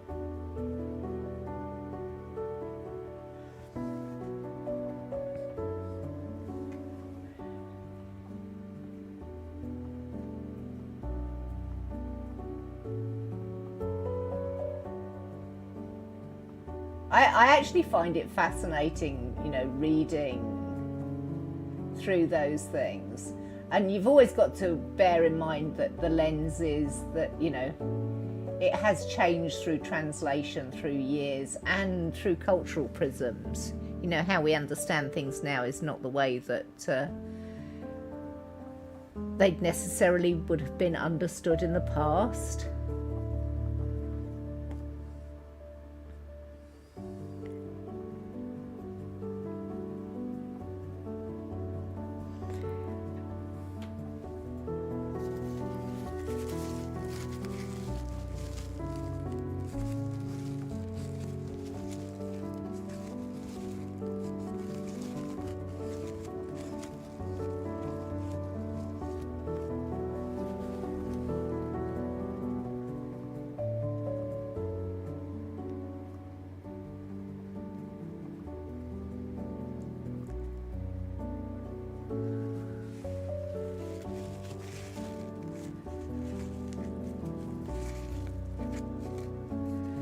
Well, I mean, I don't believe Jesus himself ever claimed to be the Son of God. That was something that was claimed on his behalf. It was what the Monty Python's Life of Brian was lampooning in many ways.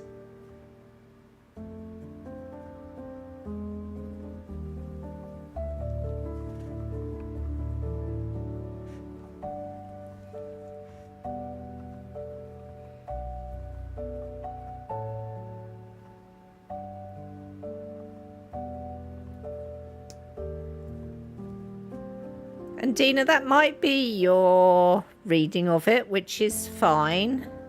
But do try and to be respectful of differing viewpoints.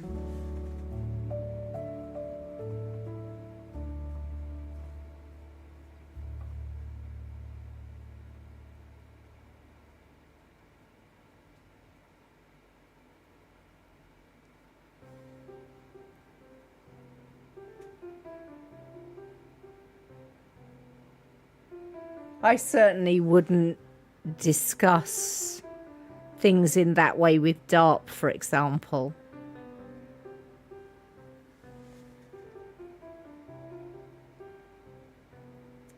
It's one thing to be critical and to discuss logical inconsistencies and, you know, why you don't want it, but it's a different thing to put it in that sort of language.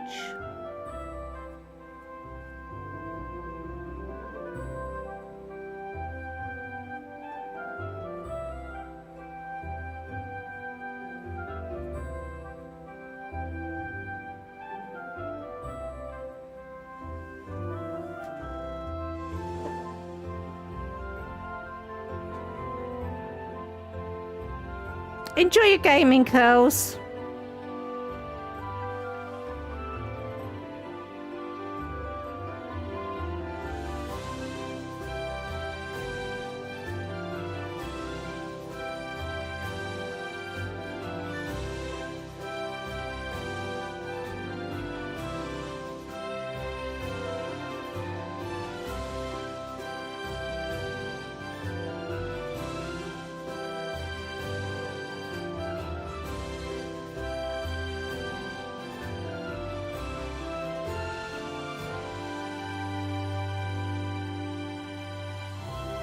I don't think the angels did appear to Joseph. I think they appeared to Mary. I may have missed that bit in the scripture, but I don't think I did.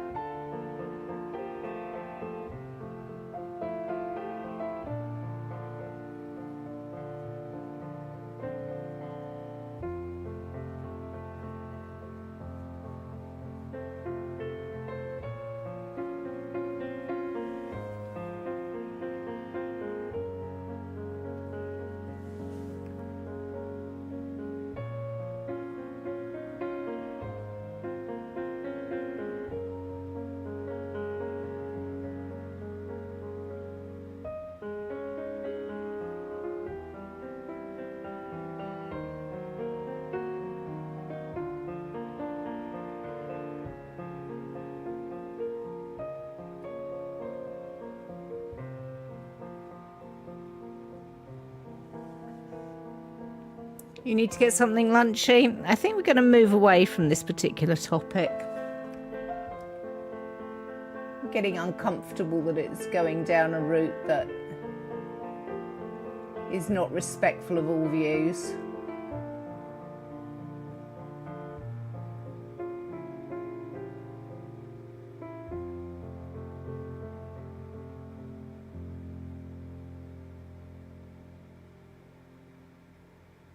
The kindness went out of it. And, you know, since we were talking about kindness in the first place, I find it particularly ironic.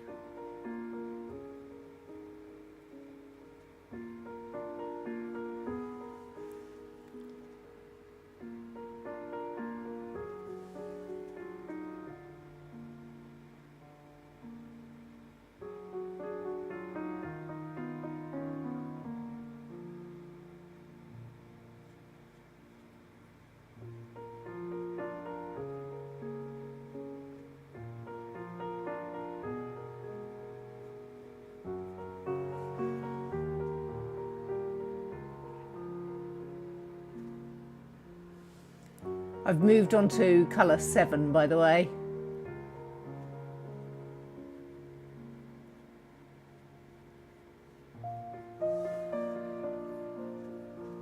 I have a message from Pokey, which I haven't read. I'm going to have a quick look at it.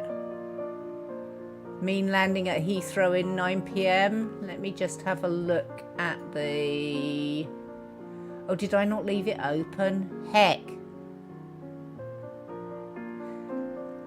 Would somebody look at the British Airways? Oh, maybe I did. I did leave it open. Okay, let me look at the British Airways flight tracker.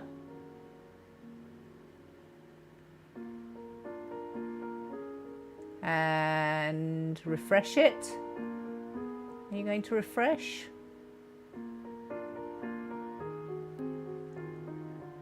Departed 7:20. It did depart. Excellent.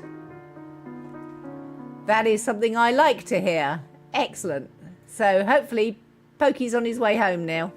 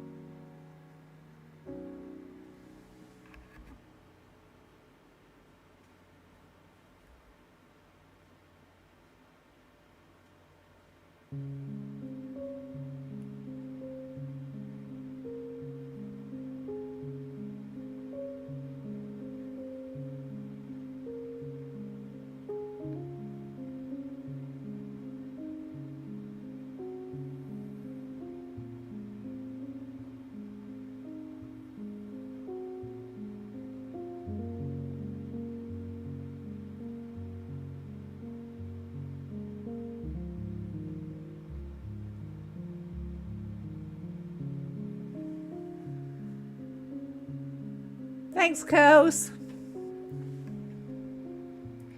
Quick celebration for Pokey finally being on the plane.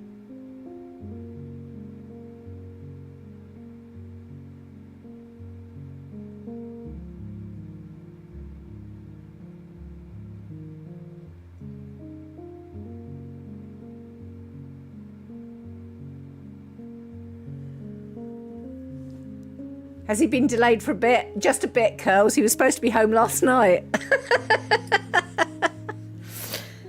This is the rebooked flight, which was then delayed by another half hour, I think. No, more than that.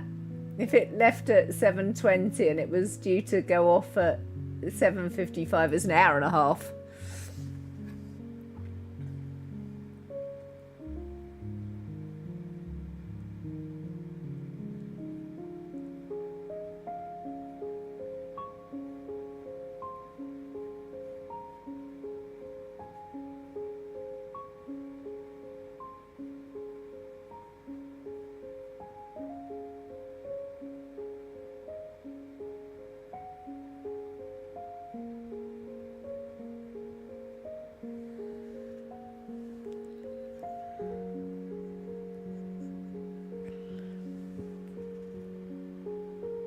Yeah, I delayed starting yesterday's stream while we were sorting out hotels and until I was absolutely confident he was all sorted before starting stream last night.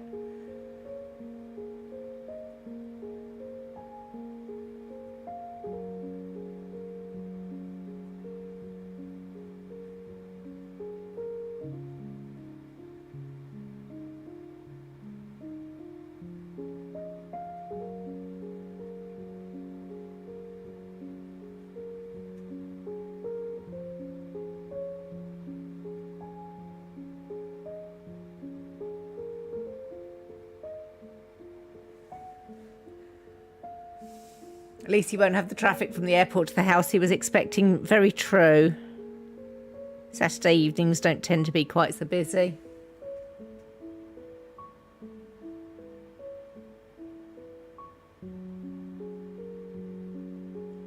So yeah, he should land around about 9 p.m. just as stream finishes.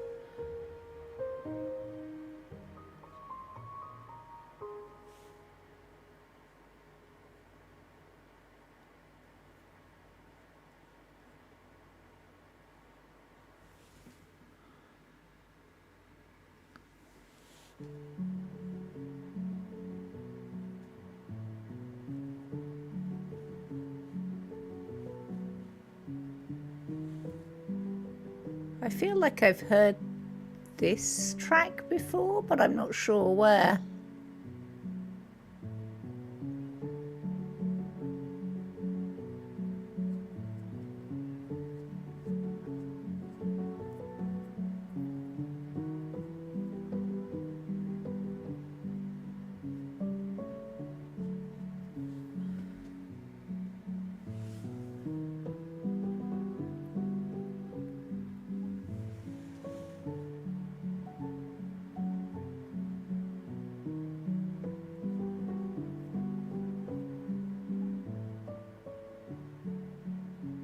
I'm wondering whether it's a piece that I've used in one of my videos.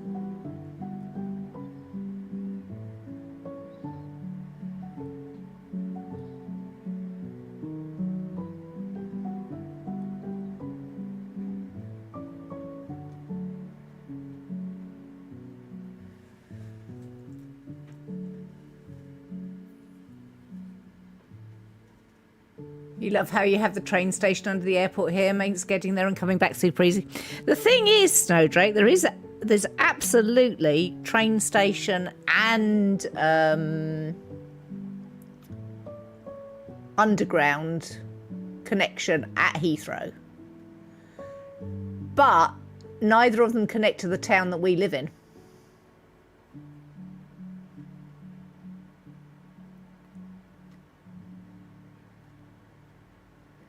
So if you wanted to, so the train station that's closest to us coming out, it's like a equilateral triangle. It's as far away to get to that train station as it is to go direct to the airport. Oh, this isn't easy.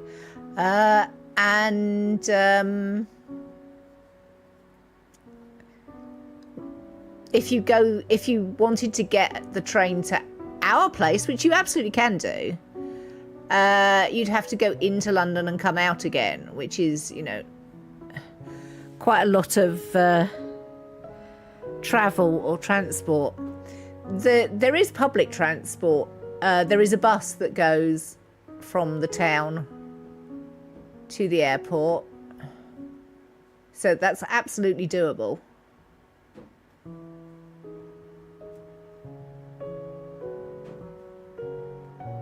But we don't tend to use it.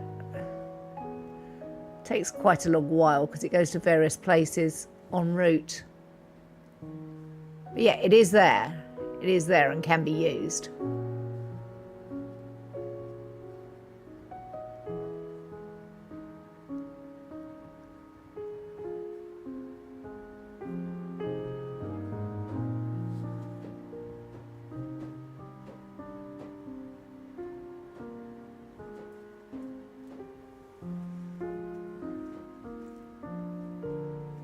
Yeah, it is easier to go by car at that point, so...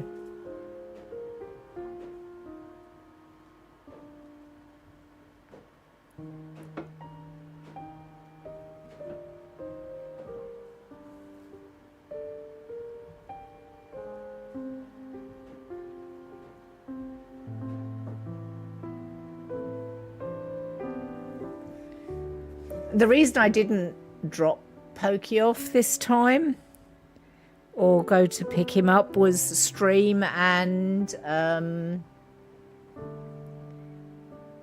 the fact that he went at ridiculous o'clock in the morning and I wanted the car. So that's down to me. Right, I don't think there's very much Seven in the sea.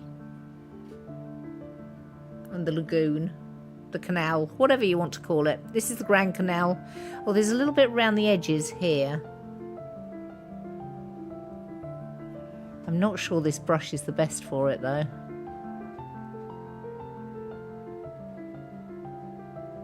I'm going to swap brushes. So let's wash this one out. Shall I make a confession, Curls, about my shirt? My shirt's actually a kimono style of thing. If I hold my arm out in front of the camera, you'll be able to see the sleeves on it.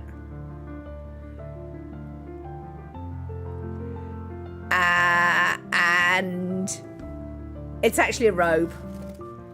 I'm not properly dressed. I'm wearing a robe and my night things because I'm not supposed to be on camera. So that's a thing.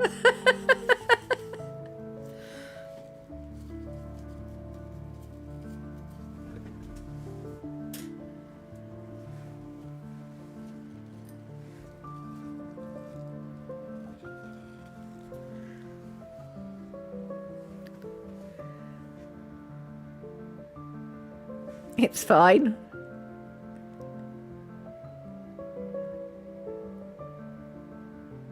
But yes, it's a lovely pretty print.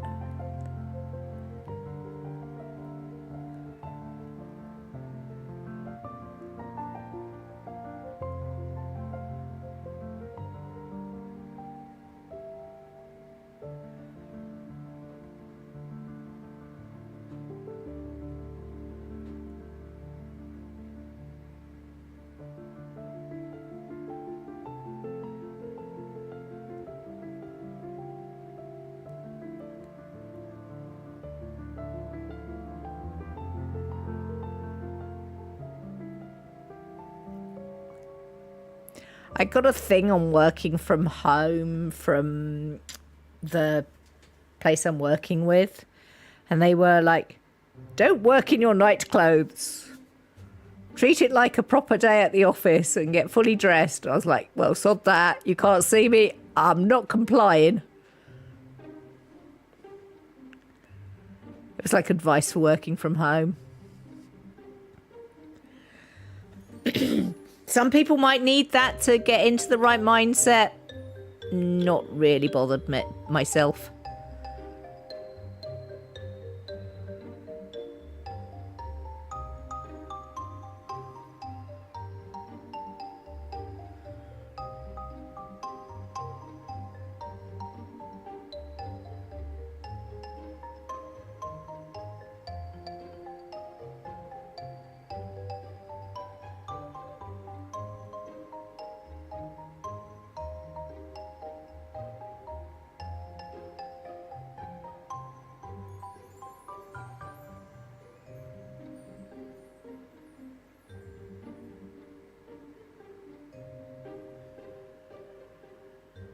You work in your PJs up until about 11 or 12. If the leader of a big political party can give an interview in a shirt, tie and boxers, why shouldn't you? At least I'm smart enough not to have a mirror in frame. That's hilarious, Snowdrake. Is that one of the Belgian politicians managed that?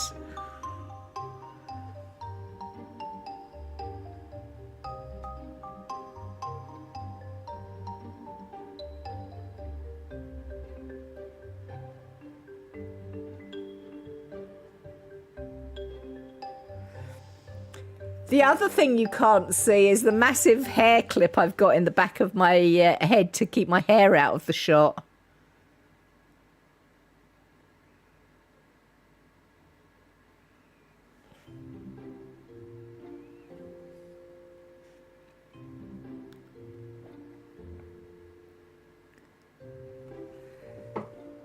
Just wondering whether the other one's around anywhere to show you the... Yeah. I've got one of these. It's like a big hairdresser's type clip. It's holding... Oh, hang on. Let me... Yeah. Yeah, one of these.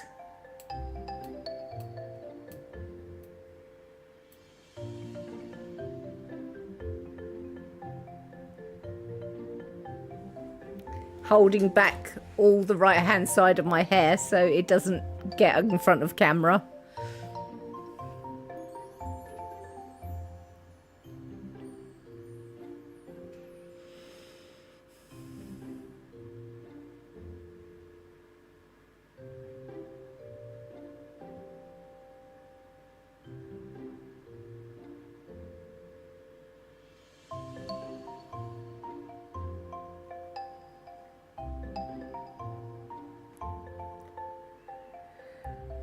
Right, I don't see very much more 7. I will probably find it all later.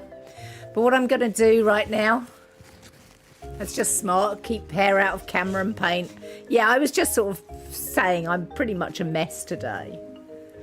But that's fine because not on camera. Do need some more tea though.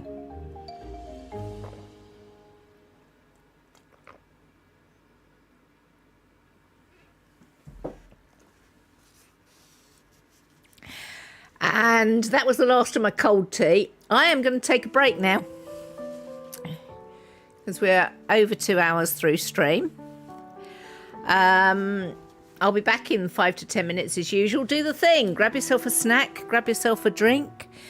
Think about moving your body, changing your focal length, medication if you need to medicate, water if you need to hydrate, or play some Pixel Maze whilst I'm gone. I will be back. As I said, 5 to 10 minutes. See you shortly.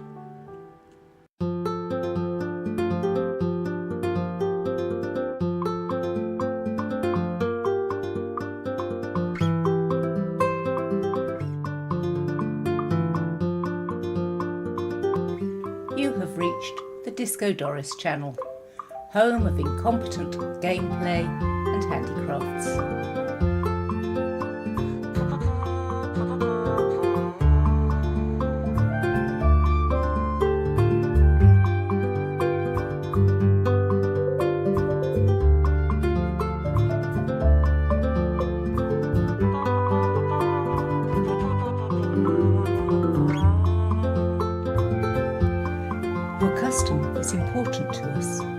Please hold.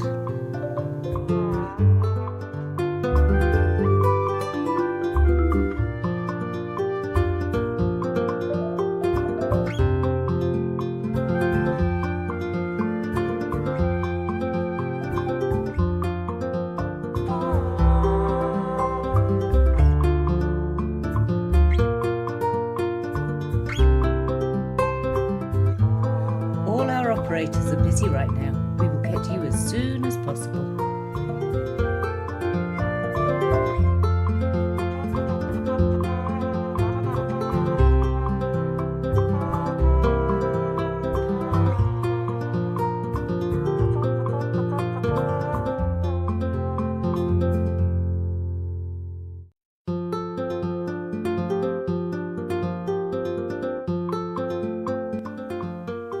Just a moment, please. We will be there with you shortly.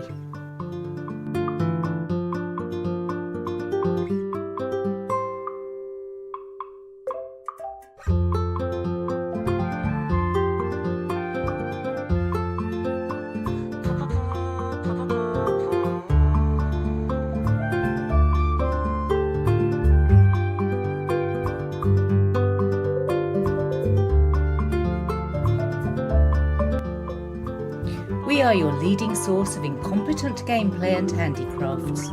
Please hold until this content resumes.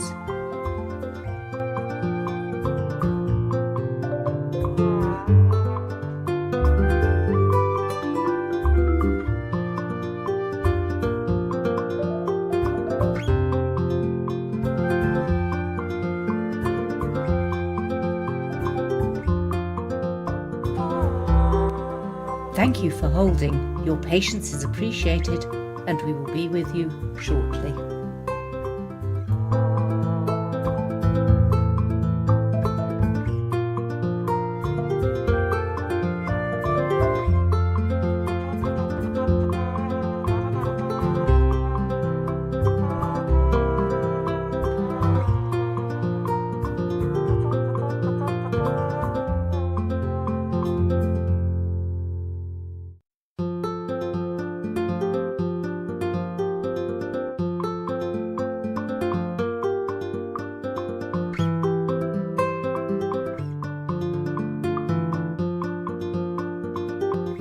You have reached the Disco Doris channel, home of incompetent gameplay and handicrafts.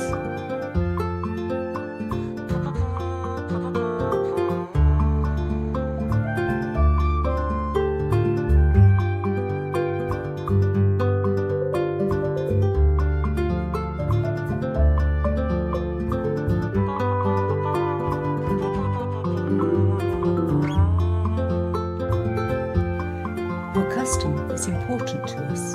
Please hold.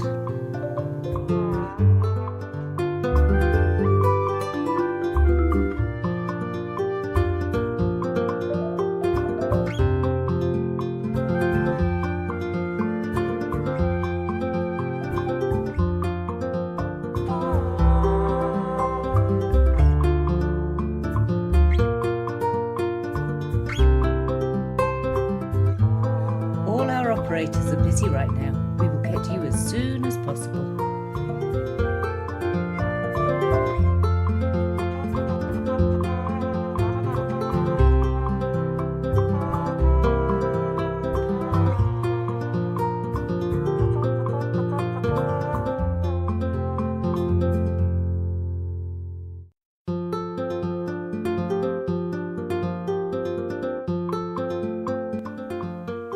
Just a moment, please. We will be there with you shortly.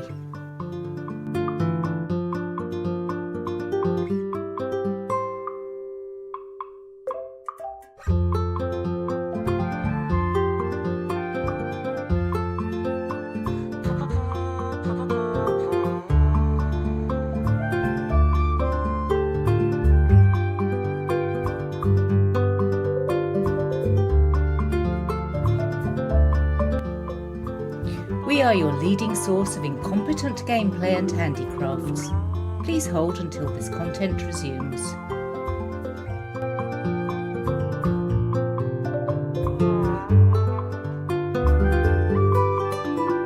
Thank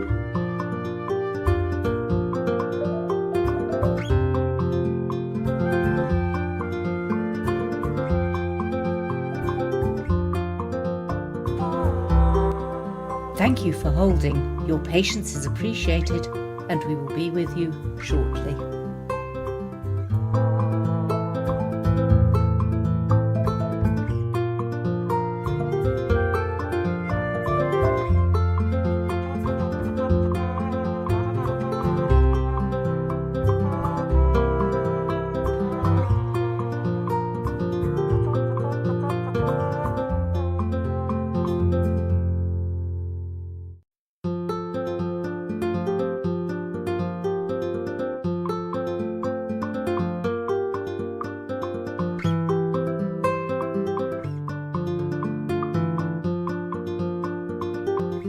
You have reached the Disco Doris channel, home of incompetent gameplay and handicrafts.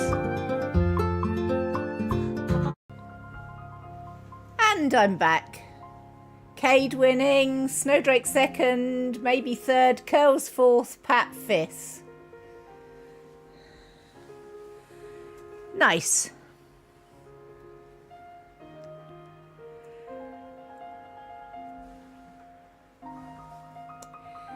Well, I think we might go back to water. There's a lot of 6 to do in the water. Do I go back to the water or do I do something else? Well, sort out my camera would be a start. What have I done with that?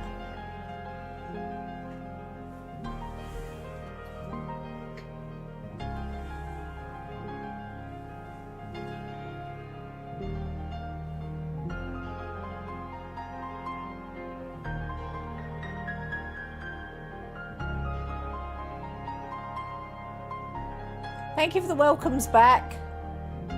Sorry, I'm a bit entangled with the camera. Now you must be right back for bathroom break. Well, that's exactly why I was taking a break.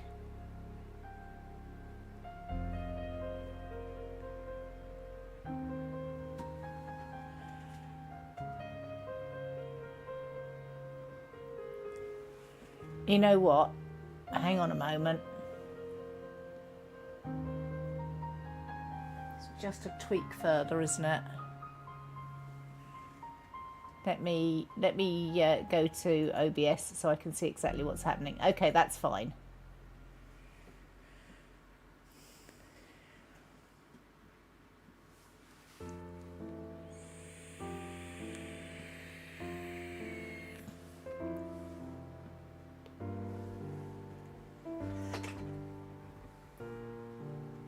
Oh, I think that should be okay still.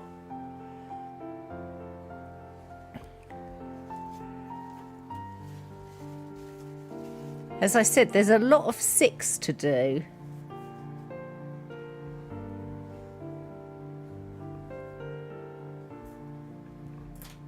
I think I'm going to use this brush.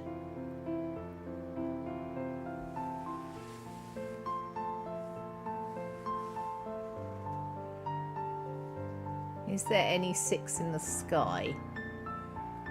I don't see any 6 in the sky. Oh, a little bit of 6 in the sky. But it is a very little bit. So I'll do the bit up in the sky to start with.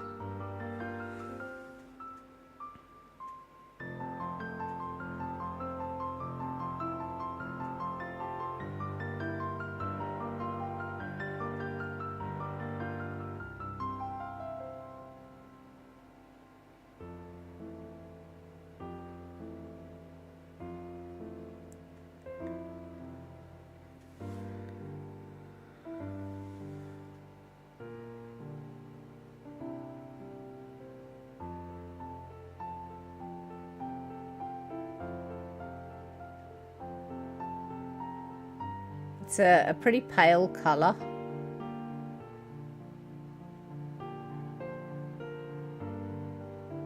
I'm not sure how much it will show up on camera that I'm actually doing.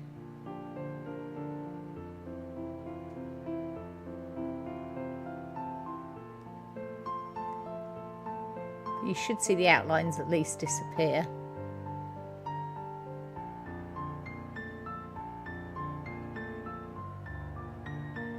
That's a little bit of transparency there. I might have to come back to that.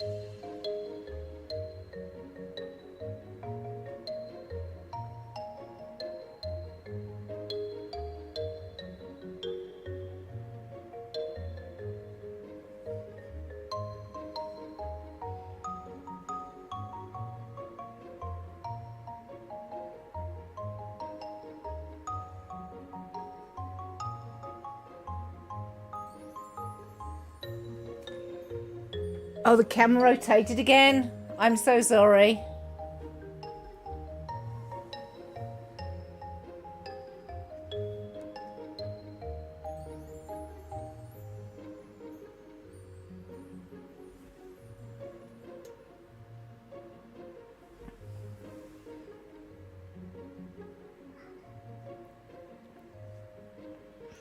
It's difficult because I can't, you know, just glance at screen whilst I'm actually doing the painting, so I don't notice when it rotates.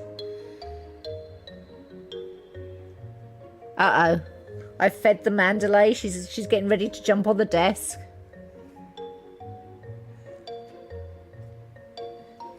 Stop drinking the paint water! It's not for pussycats.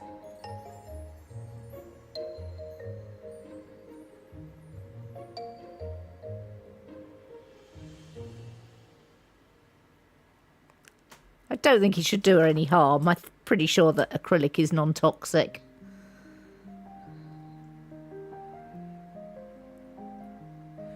Get your nose out of the water.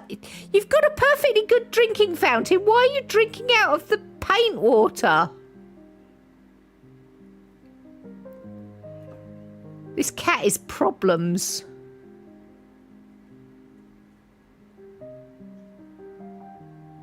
Yes, you.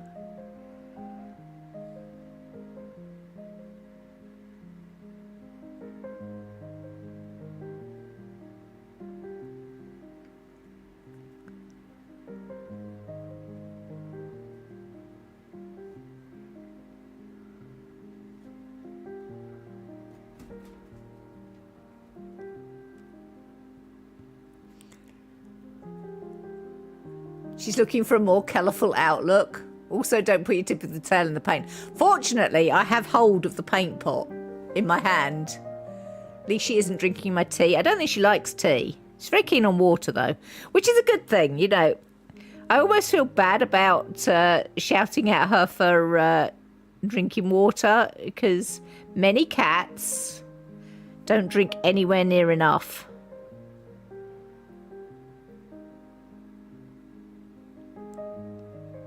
And I don't have that problem with her.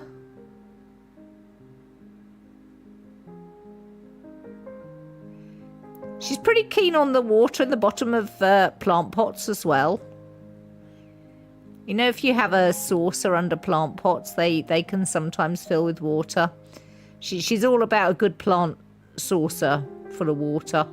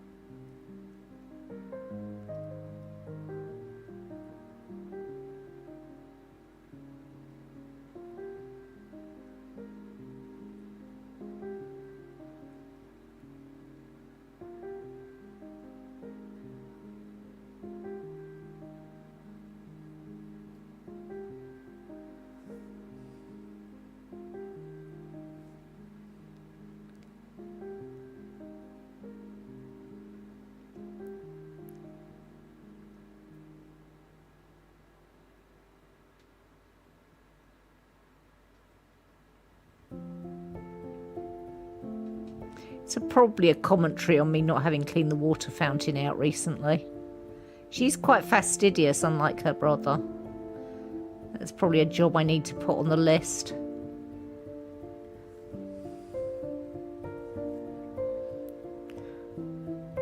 I was having fun this morning, and I use fun in a very sarcastic way. She stood in the litter tray.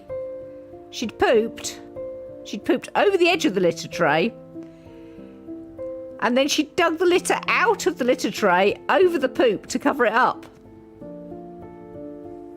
She is problems.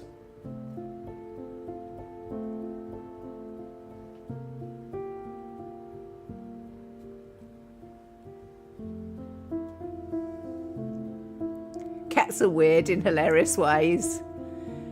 You mentioning that made you check your cup of coffee behind you?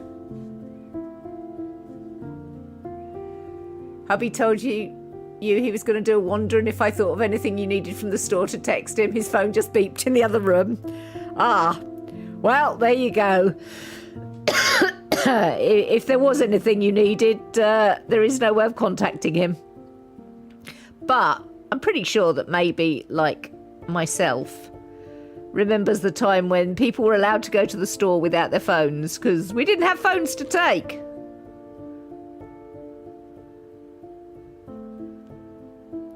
The idea of, somebody being out of contact for weeks at a time, like you used to be if you were going on holiday or something, you were just out of contact. Nobody expected to hear from you. I feel like that would horrify some people these days.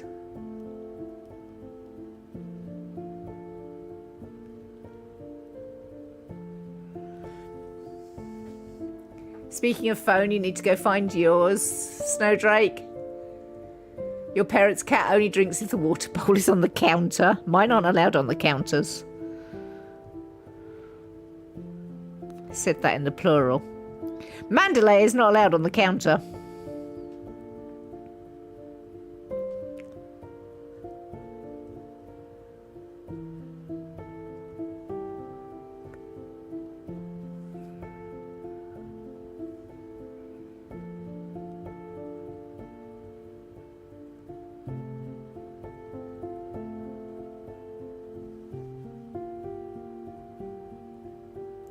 It's one of the few things she's pretty good about obeying too. I mean, I don't expect much. She's not a well-behaved cat generally.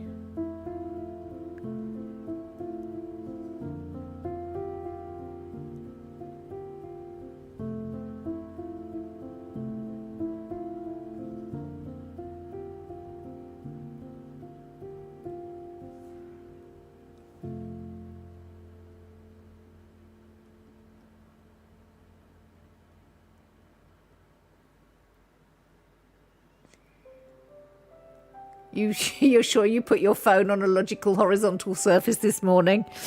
I mean, I find that the problem with me is if I'm thinking about something else, the logical horizontal surface can be something like the toilet cistern.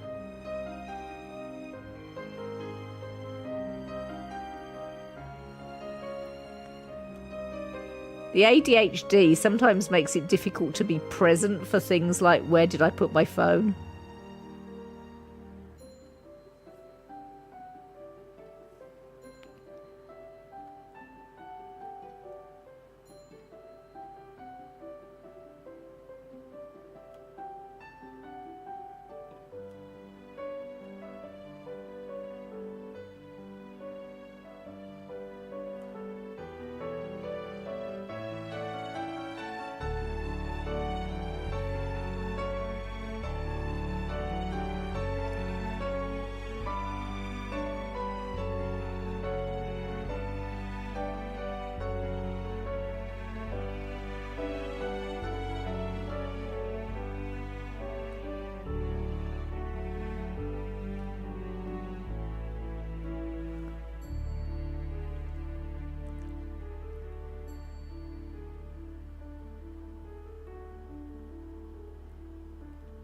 This is a very light blue. This is such a light blue, I'm even having trouble myself finding where I've been and where I haven't been.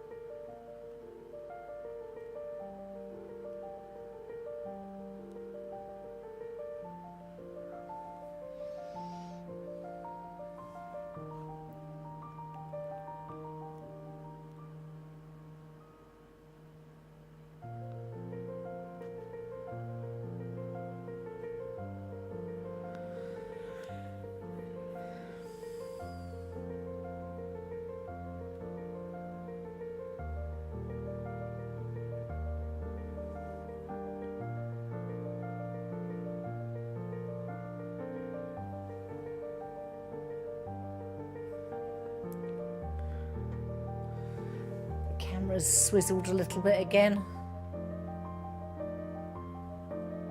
Oh, did I? Oh, now I need to go to OBS to see what I've done. That's still fine. Okay.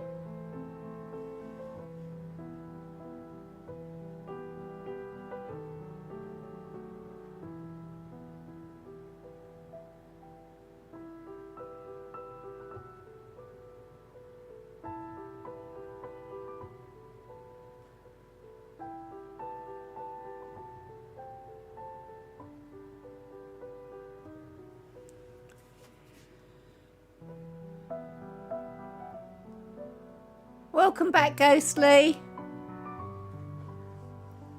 Currently waiting to nom on some cheesecake. Oh, that sounds good.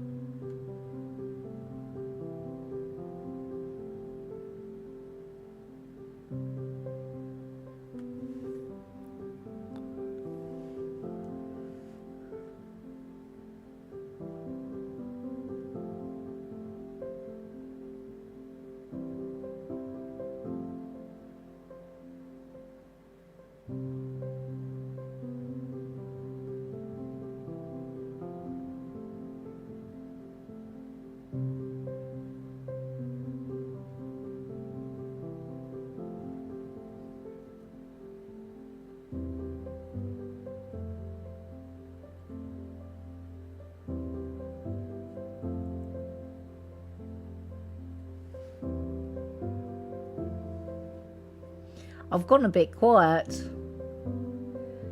Have anybody got a topic of chat they'd like me to bring up?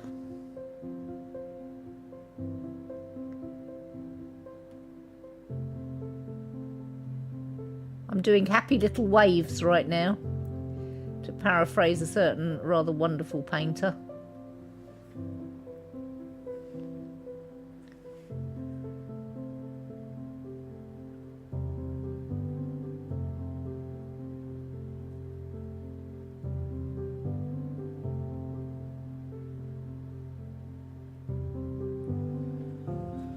Hi, Dis.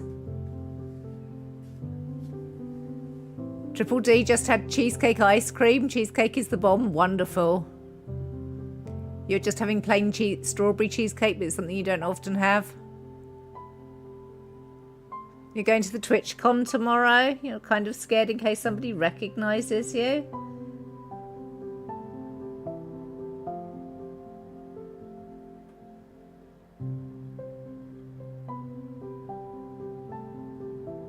Is there a particular reason they would, Dis? I mean, you should be able to have a wonderful time at TwitchCon.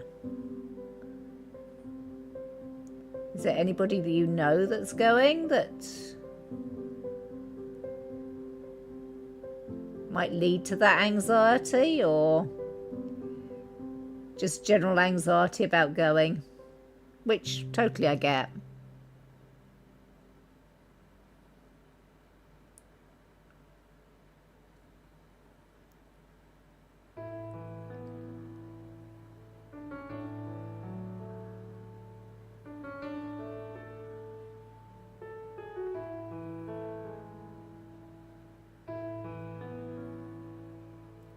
It's been a long while since I last went to a Twitch meetup.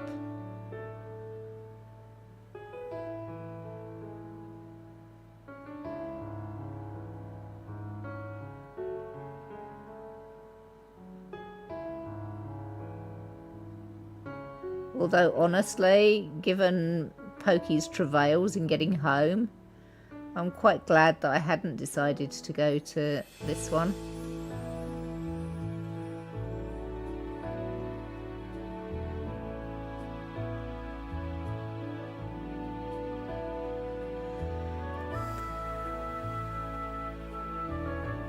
If it stays cool enough to use the oven tomorrow, you might make some cheesecake. I prefer the no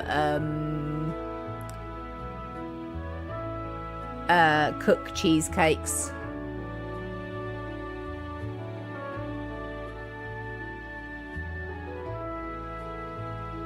Just the possibility of running into someone that you just know by their username. Fair enough.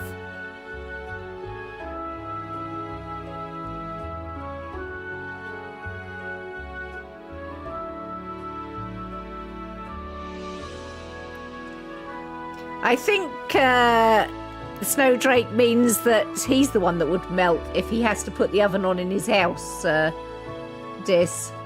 The oven will work fine. But it will heat up the kitchen, and I don't think Snowdrake's got a particularly huge apartment.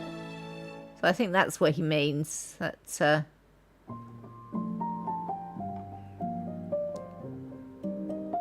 cool enough to not melt himself.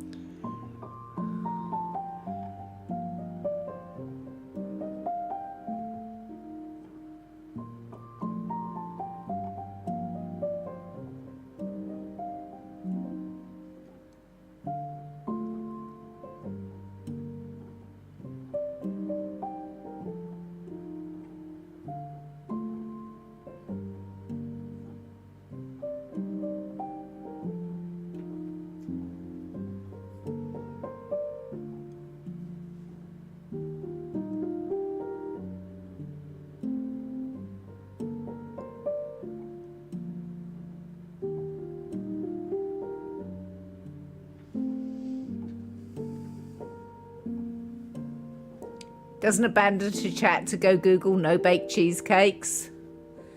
Ooh, you don't need to abandon chat. I can tell you how to make a no-bake cheesecake. Use a cream cheese.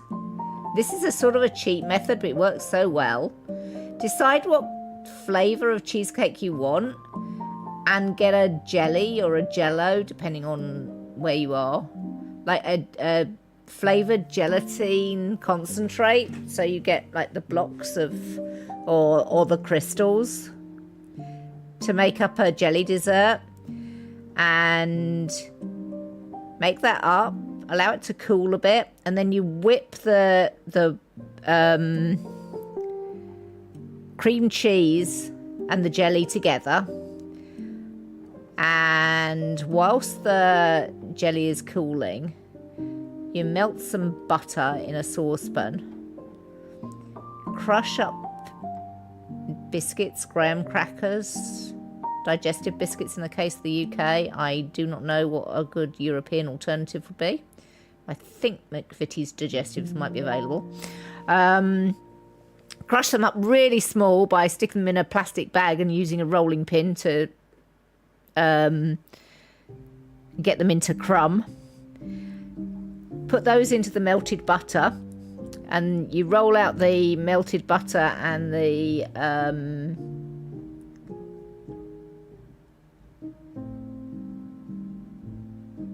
biscuit mixture into your container, and then you top it with the cheese and jelly concoction.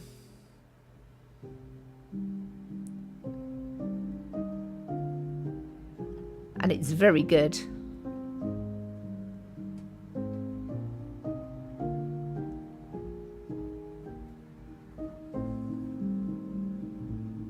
Oh, the camera's off again. The problem is I keep moving it with my chair. It's my fault. You blame the cat. No, it's my fault. Let me go to Discord OBS and see what I've done. There we go.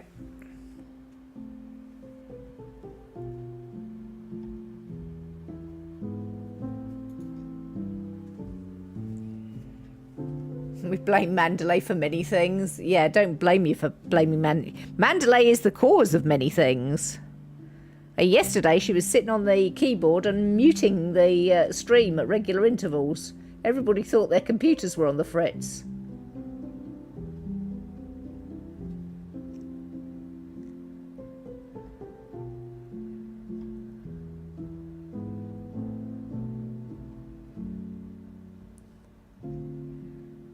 I don't even know what keyboard key it is to mute stuff on stream.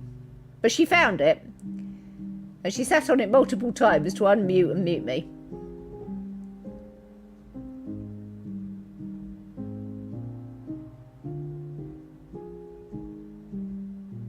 She is problems.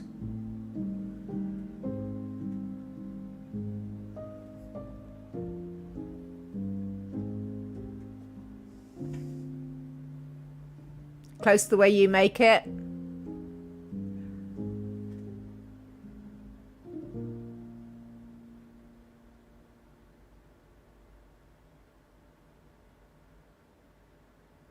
But yeah, you certainly don't need to bake it.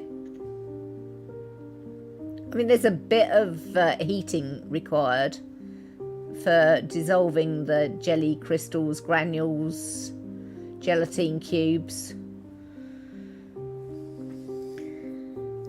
But it's nowhere near as much as baking, and it shouldn't put out as much heat either.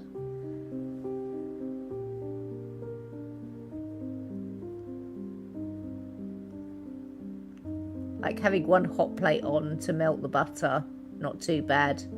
And normally you're using a kettle or something to heat the water. I mean, I suppose you could be using a saucepan for that as well, but...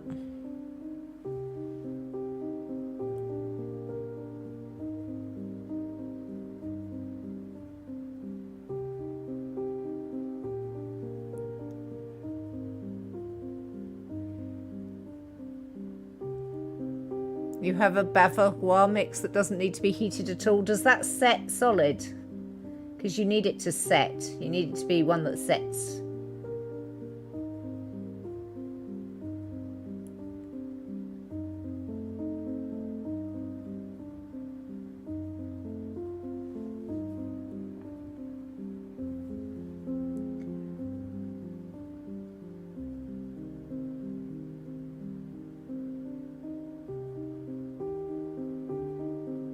Do you think you'll add that to your repertoire, Snowdrake?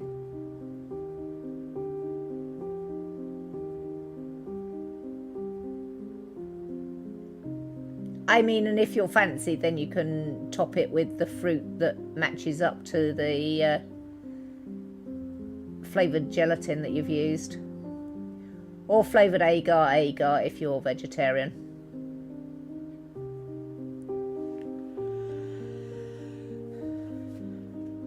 Yes, it does. You already have it in yours, just didn't call it cheesecake. Well, I mean, if cream cheese is the other ingredient,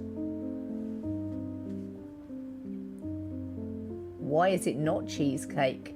So I split them into no baked cheesecakes and baked cheesecakes.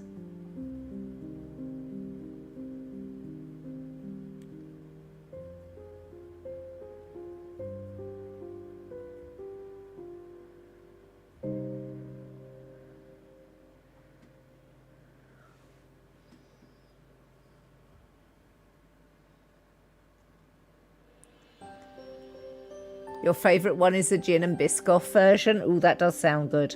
I've also discovered a Biscoff flavoured, I'll call it ice cream, but it's actually one of the low calorie alternatives.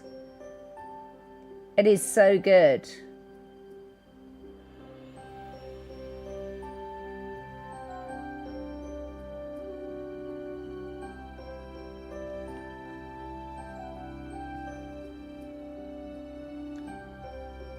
I do like the taste of Biscoff a lot.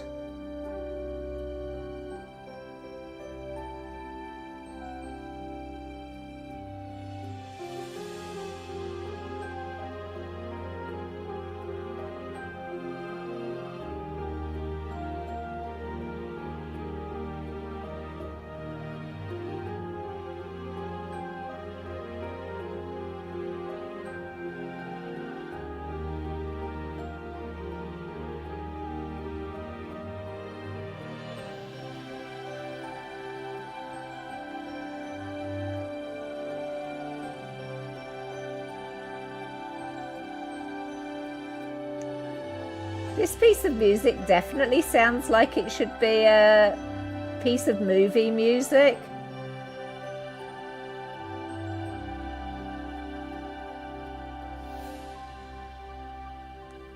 Like an animated movie.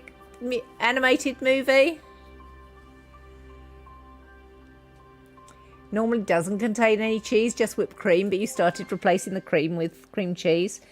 Ah, you see, that's definitely a cheesecake in my book. So you already made something like it, but just didn't call it the same thing. I feel like that sort of cheesecake is going to become quite fashionable because it's quite a high protein content for a sweet thing.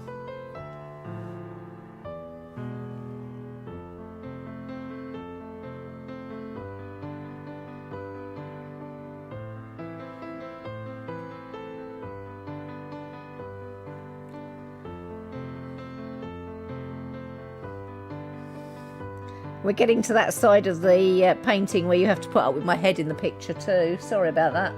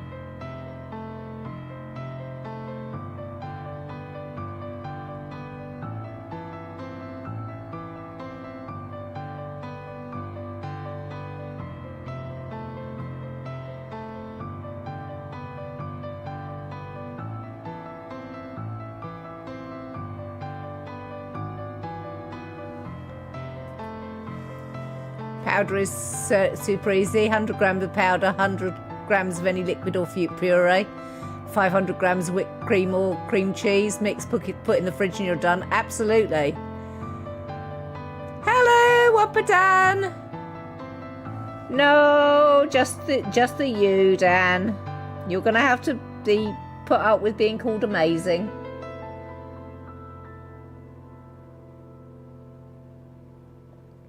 How goes a Wampa?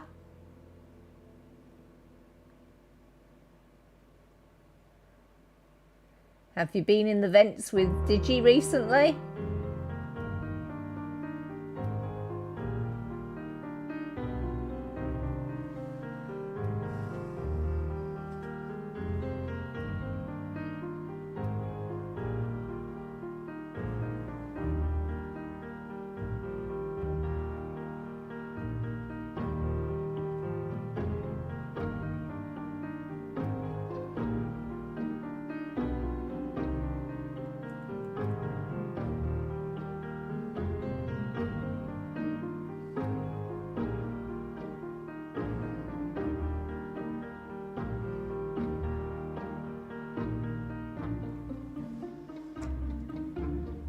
You just got home from work. You're never in the vent, that's where all the evil plotters are. Dan is an innocent Wampa. Uh-huh.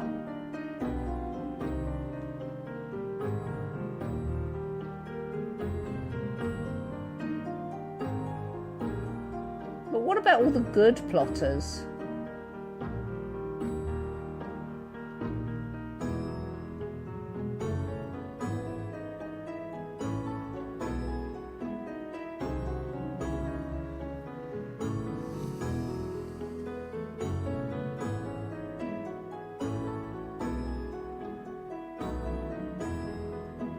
All those really lovely people.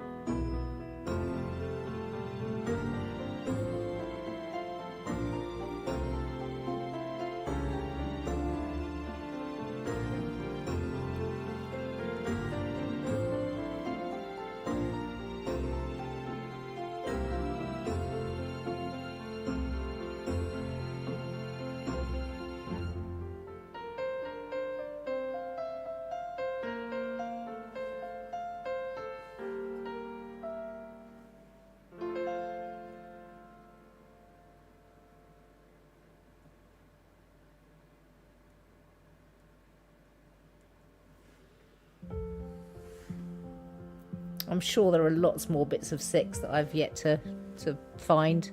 Oh, I see a whole stripe down the middle here.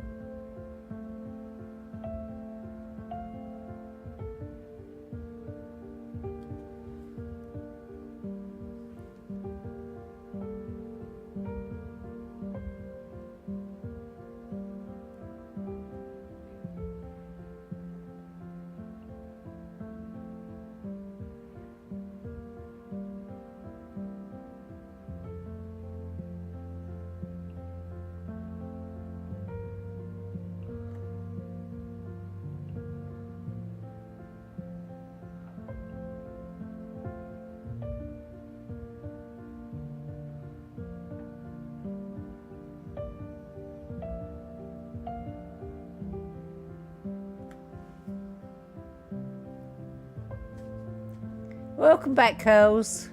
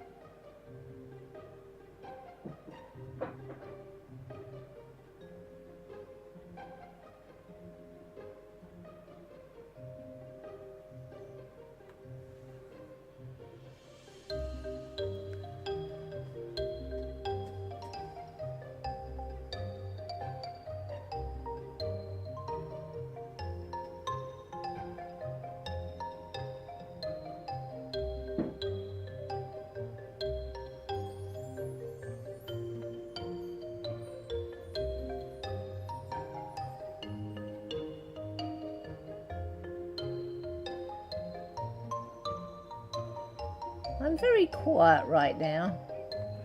Not much to bounce off from chat either.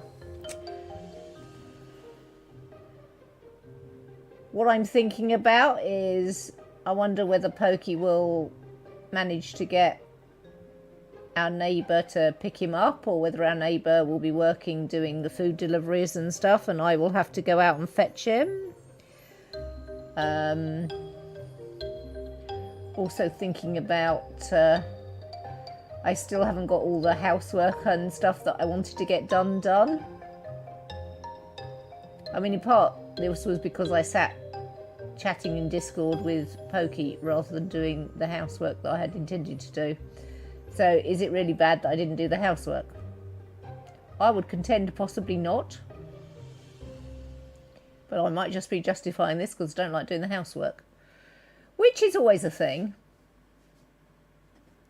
I'm good, I'm just focused. I am fairly focused, I have to say.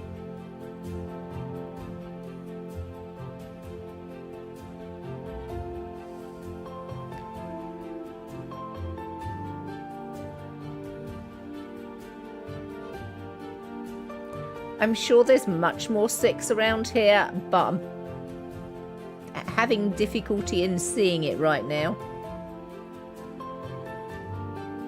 But it's never a problem if I have to come back to things, as long as, you know, I haven't made a mess of the paint or anything like that. It's such a light colour, it's not very good at covering, so I'm having to go back and paint over where the 6 is still showing through the paintwork. Oh, there's one in there.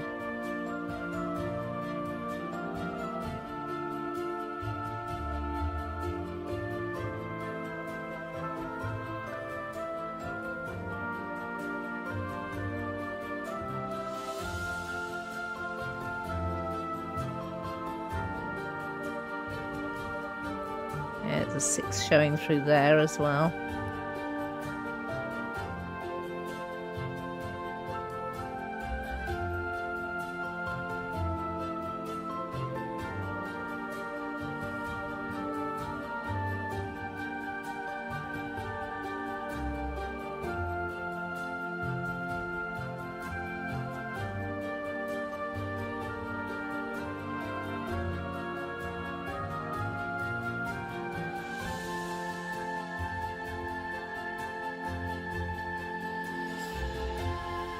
Good enough, I reckon. Good enough.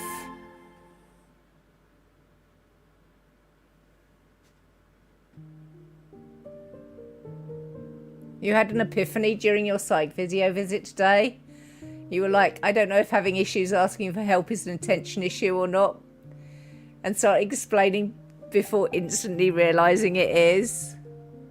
Your psych was just smiling at you in the video as you were like, well, F.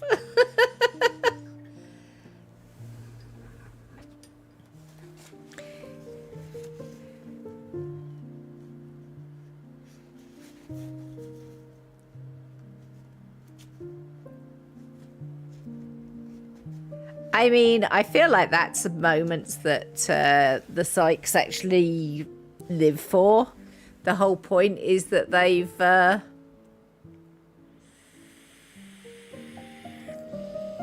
enabled you to notice your own behaviour.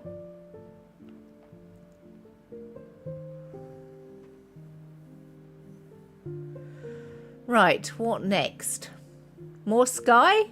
More bit in the middle? What do you reckon, chap?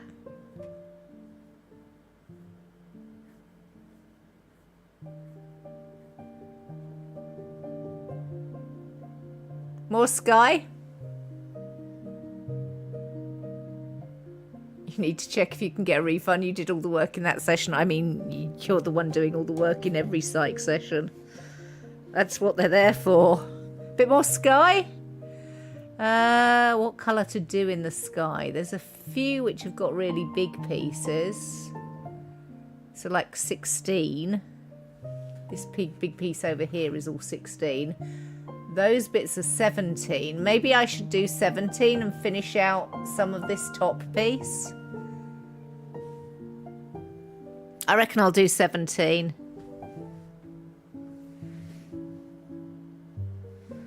I'm going to prise the top off the paint pot now.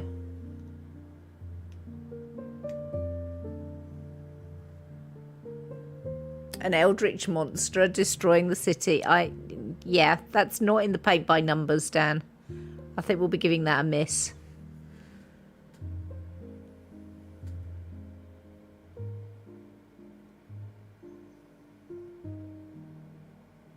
I may have made my paintbrush too wet.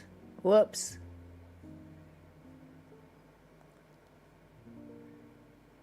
That's gone very wrong.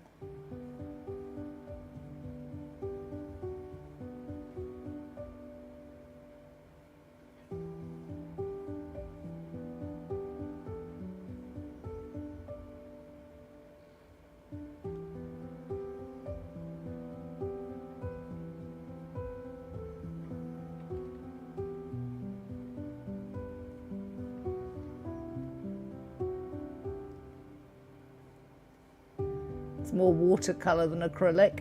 Whoops. You absolutely can use acrylics like watercolour. That was not the intention here. We're supposed to be using them more like oil paints.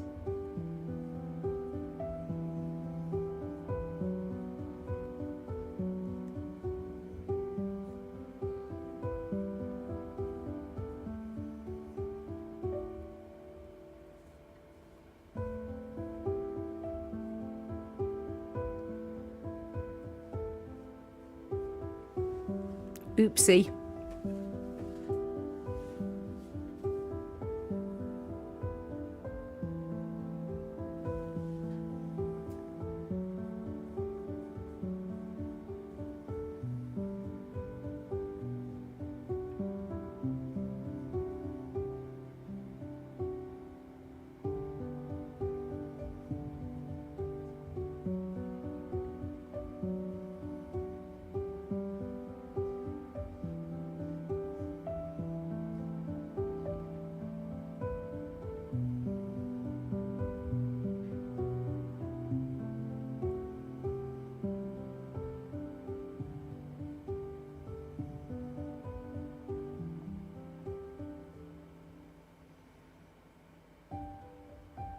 Fortunately,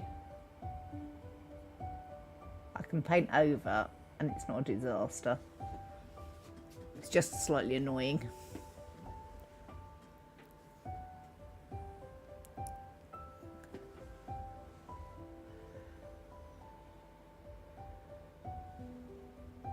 You want these paint by diamonds, and now there's paint by stickers. I have a little bit of an issue with the paint by diamonds, and I don't know whether it's me being really weird about it.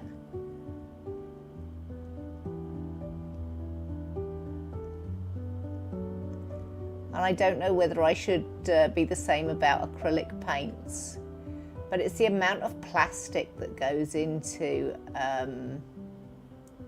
the paint by diamonds.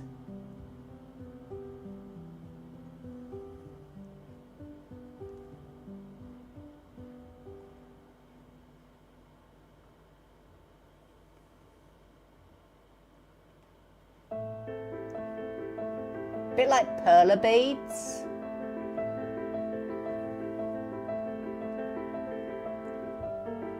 But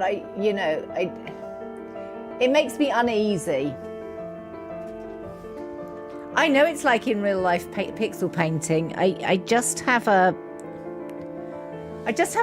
query about the sustainability of it.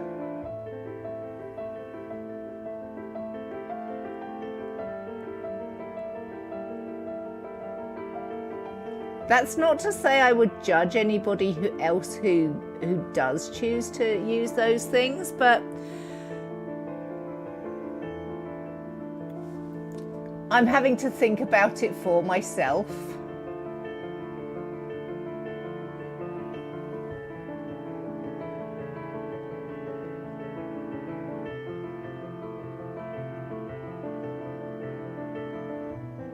And since those sort of things go through my head, then I share them with Stream. Should just do it with coloured wood beads. Yeah, coloured wood beads don't give you the sparkly effect that people like. I mean, it would be really cool if you could do it with little porcelain or glass pieces, but then that might have some type of hazard associated with it.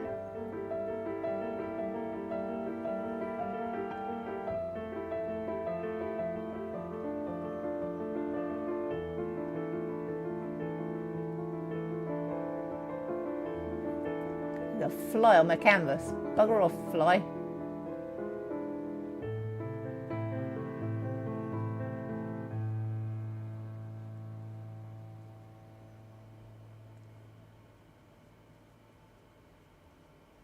As I said, it's just a thought I've been having recently, and I have never got the diamond painting things for that reason, but I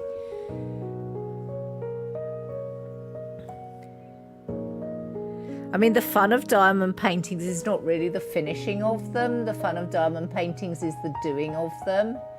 I wonder how many people actually display their diamond paintings.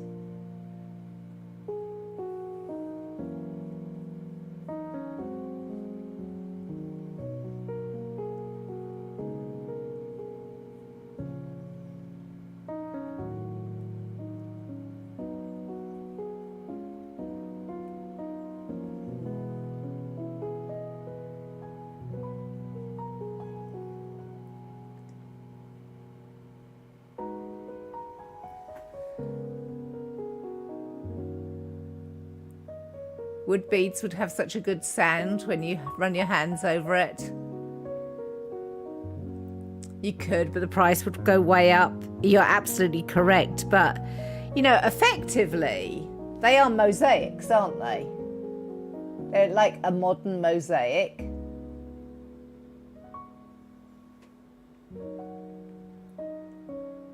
Do you think people of the future will admire the diamond paintings the way that they do, you know, the mosaics of the past?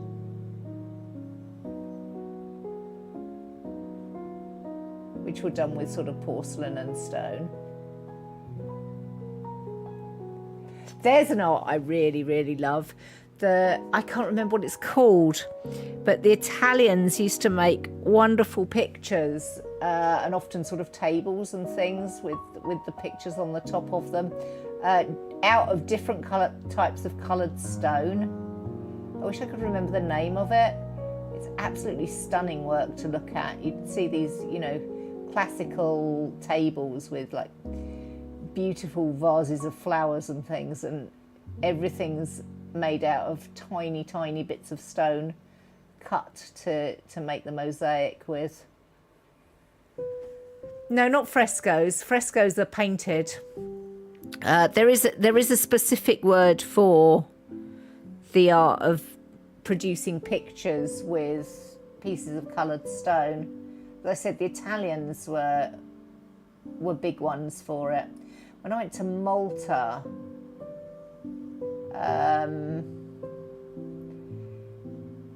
there was a cathedral there that I went into, and the entire floor, every bishop commissioned his own sort of grave slab. So they're quite big, sort of 6 foot by 3 foot probably, maybe 7 foot by 3 foot, you know, allowing for room to get your coffin underneath it.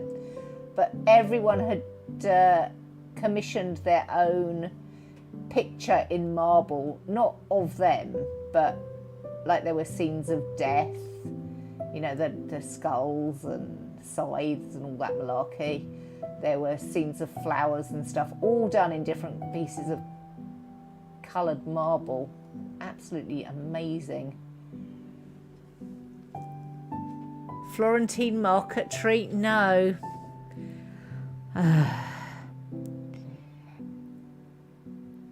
I'm thinking Pietro Dura, but I'm not sure that that's the correct term either.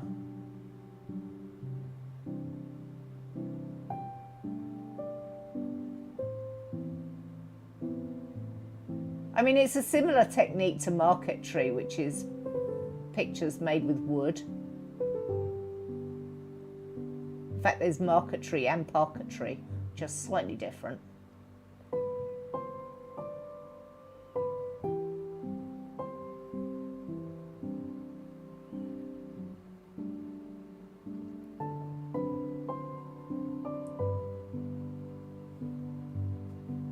Pietro Dura, is that the right term?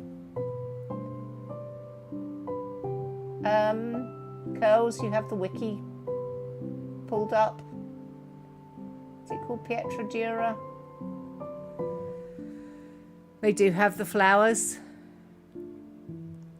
The Italian art of making pictures out of small, intricate cut pieces of stone. Maybe.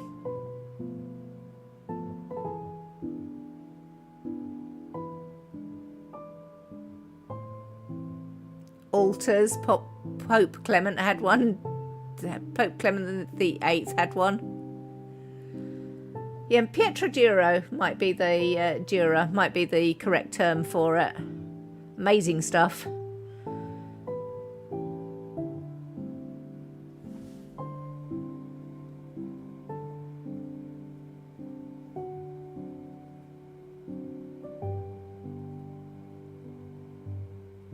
But they did, like, as I said, the sort of floors of cathedrals, and you could get tables in it.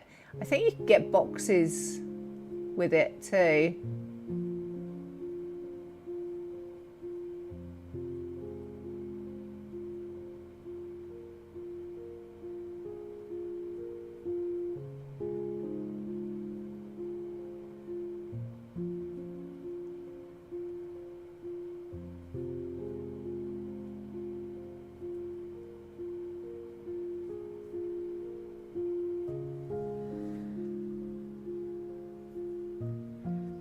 Term for the inlay technique of using cut and fitted highly polished colour stones. That's absolutely the right one, Curls.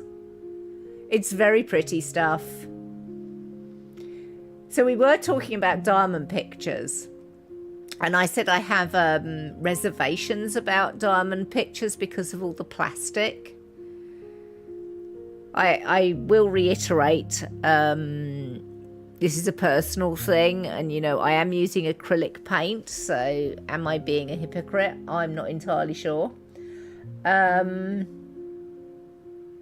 don't see any more 17. So I'm going to put the top on that and clean my brush. Then I'll do some bits in the middle.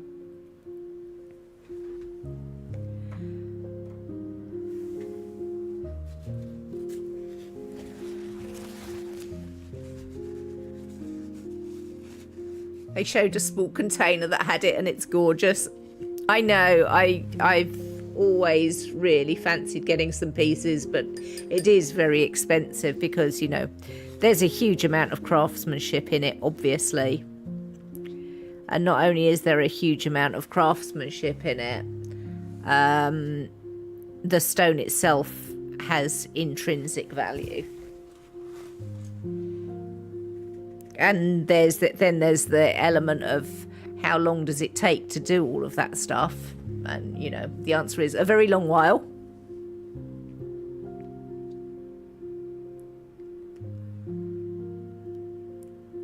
So, you know, the expense is absolutely justified.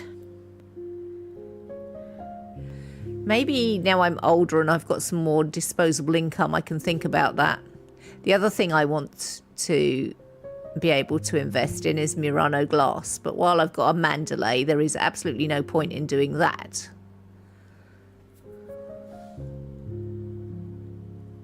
Love her dearly, but she would shove it off a shelf.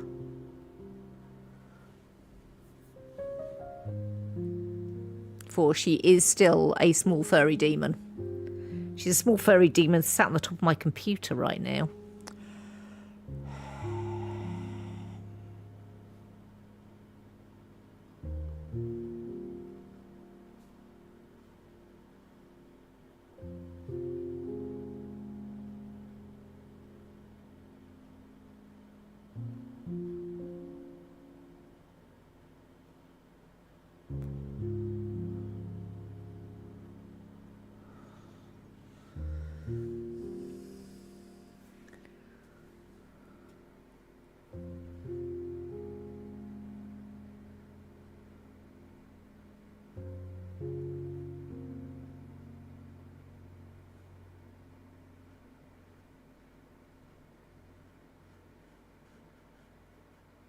Doing a lot of pale colours today. This is quite a pale yellow.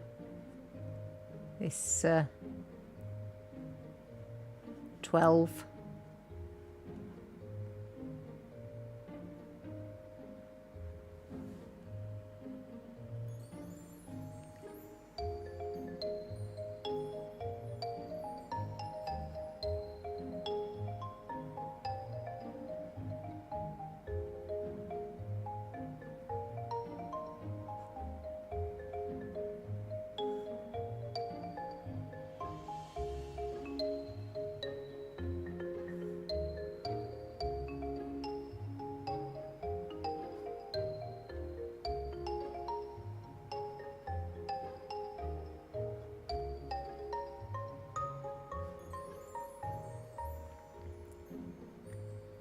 But yeah, a Pietra Dura kit would be absolutely magnificent. I'd love to do that. All cats are dangerous to delicate things, they really are.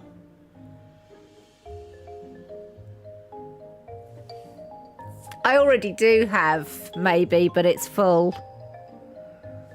In fact, I have a couple of glass display units.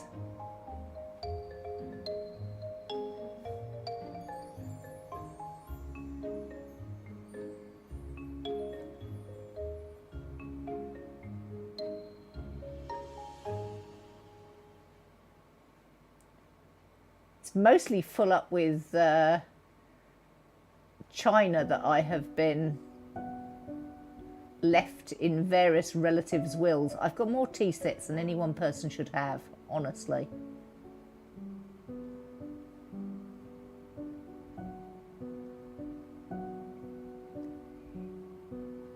But you know, sentimental value and all that.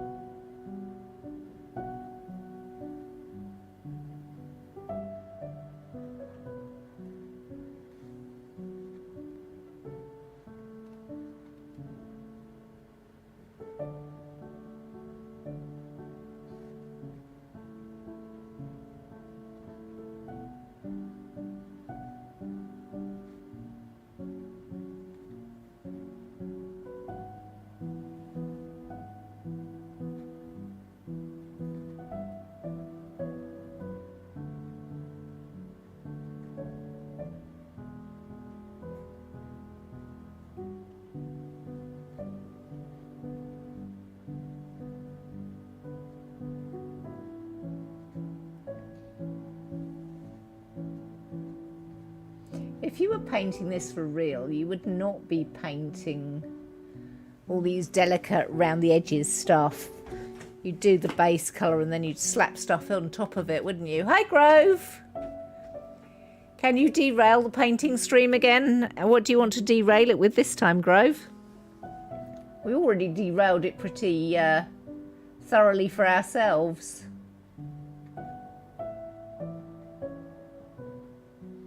Did I tell you that Pokey decided that the name of it should be Paint and Prattle?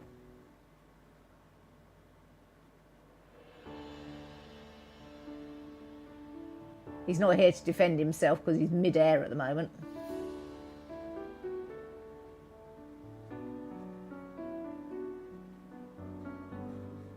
And honestly, it's pretty easy to derail me. The ADHD is famous for being off the rails most of the time.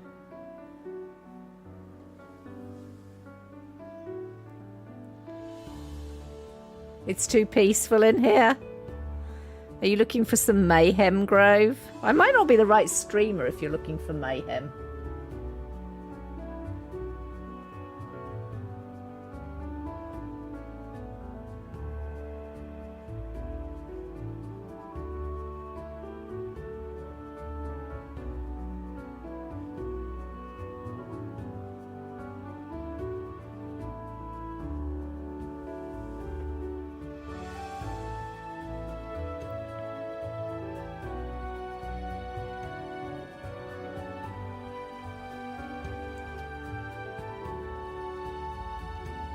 What rails exactly, Snowdrake?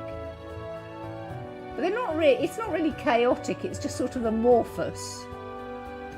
There are no rails, but at the same time.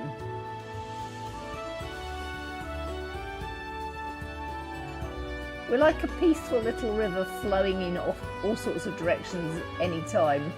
Any chance for us to flow off in a different direction and we'll take them.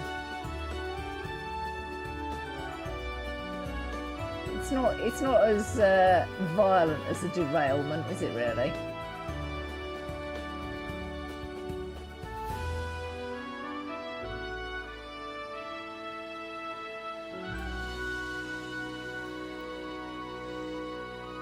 Your son was complaining his dinosaur was broke. You told him we're all a little broken inside, but we function just fine. You can still play with a slightly broken dinosaur. Oh, that's so cute. And every once in a while, we somehow manage to flow straight up. Yeah. Did he take that okay, Grove? Or was there a wobbly bottom lip? I feel like that might have been a wobbly bottom lip moment.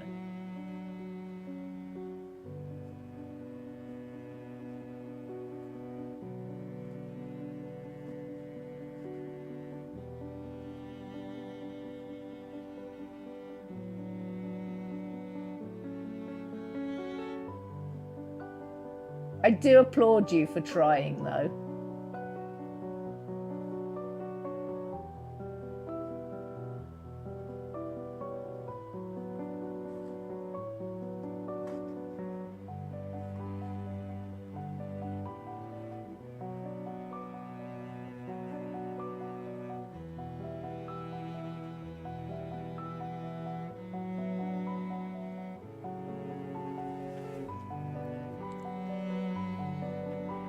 Do you not know the wobbly bottom lip,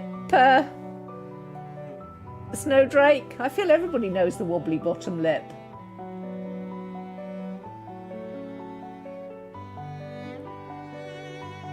That bit where you're trying not to cry, but the starts happening. Wobbly bottom lip.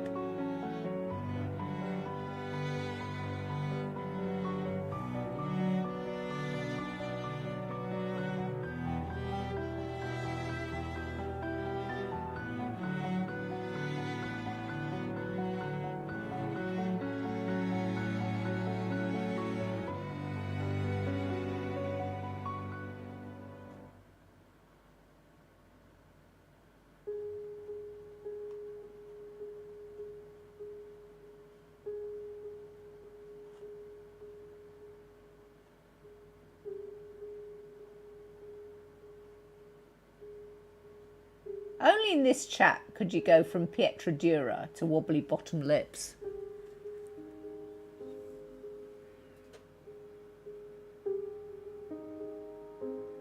Never heard that phrase before, but no, he was more trying to get us to fix something that can't be fixed.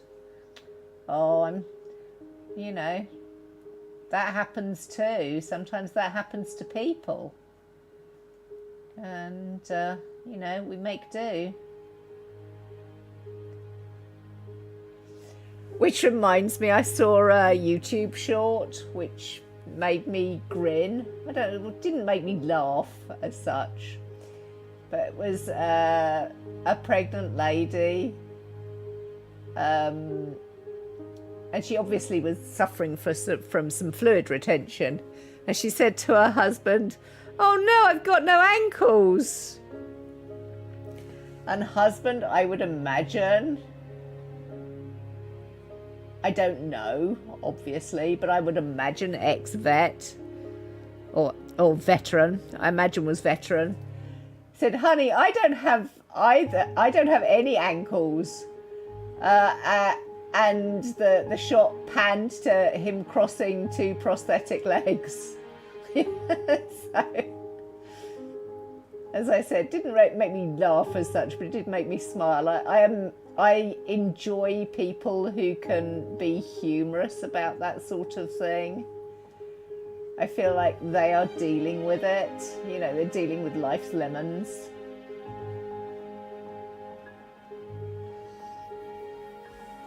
Sort of wholesome.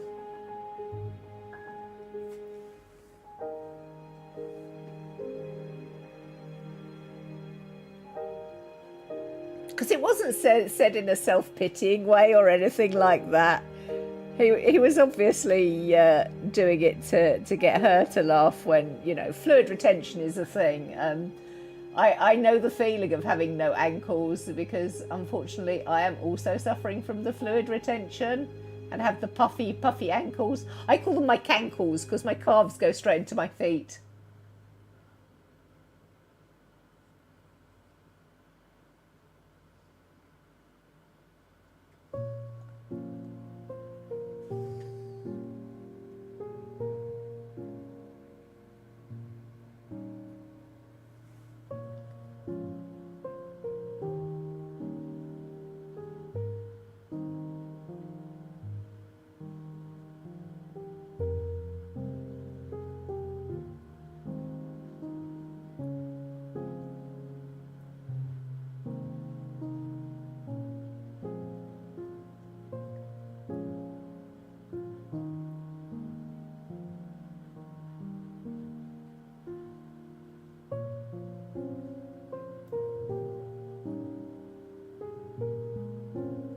But yes, it was done with humour. It wasn't done to be shocking or upset people or anything like that. It was just done for humour.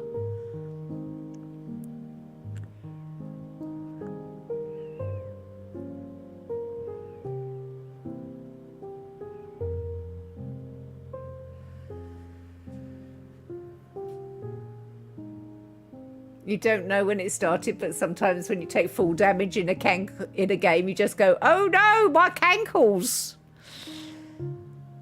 I don't imagine you've got cankles, Roz. This is one of those indignities of age. I mean, I'm not completely discounting it. Obviously, the various medical conditions can cause fluid retention.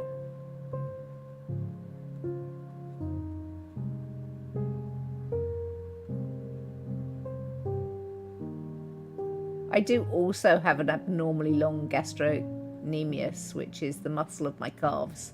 They do go down a lot further than the average person's.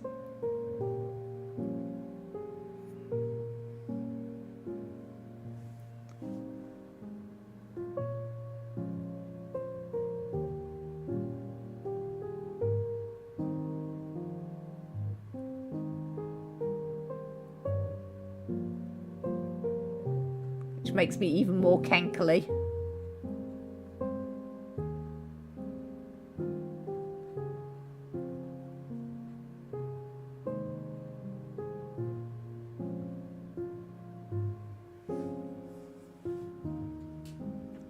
Edema is just irritating, right?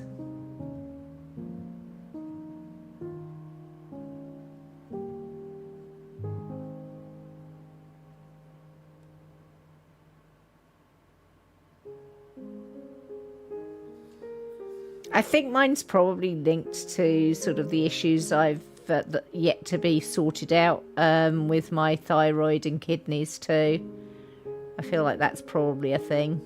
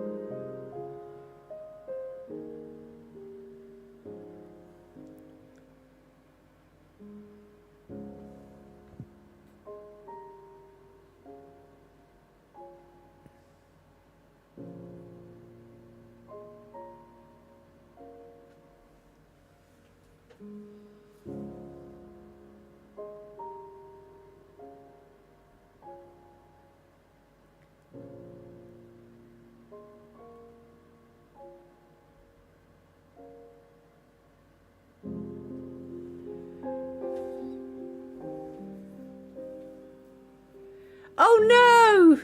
Bad brain. That is not what I said. Edema. Not Dina. Dina's with a N for nuts, which is what you are.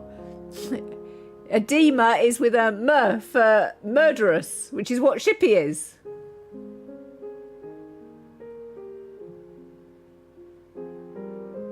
And it starts with the O, odema, or edema.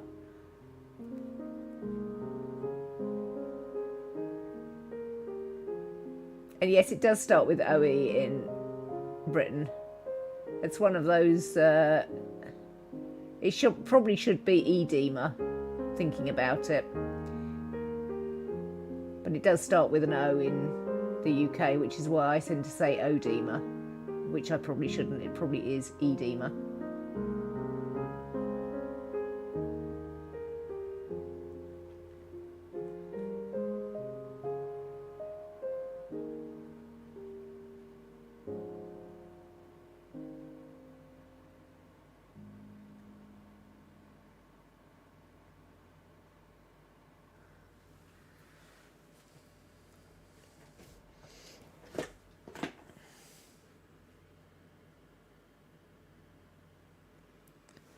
I don't know whether I should be using this big brush for this.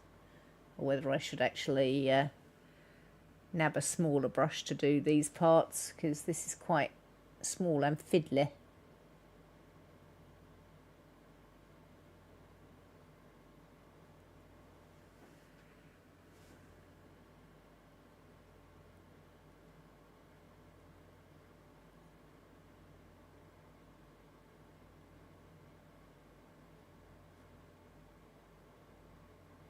Yeah, I definitely didn't say that anyway, Dina. I moved the camera. Oh, whoops. Is that better?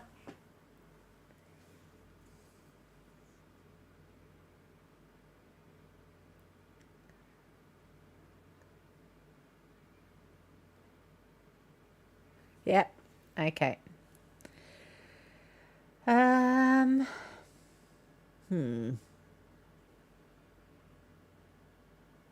Okay, let's use a smaller brush. Go around and tidy up some of the 12. Because I have made a bit of a mess in places. It's another one which is a very light colour, so the numbers show through if I don't clean up.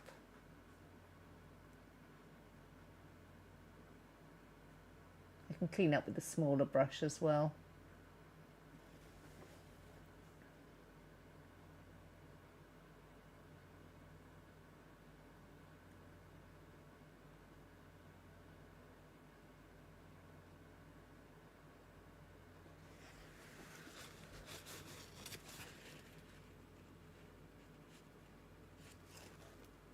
Have I moved the camera too far now?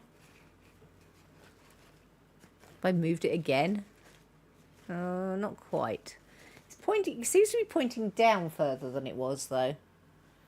Can I tweak you up at all? No, it doesn't want to tweak up.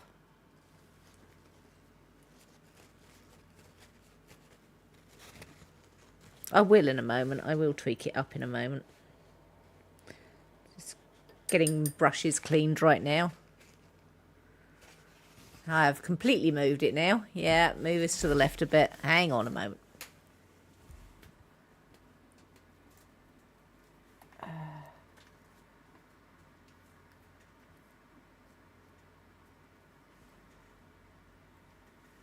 Now let me look on OBS to see whether I've managed to do what I was trying to do.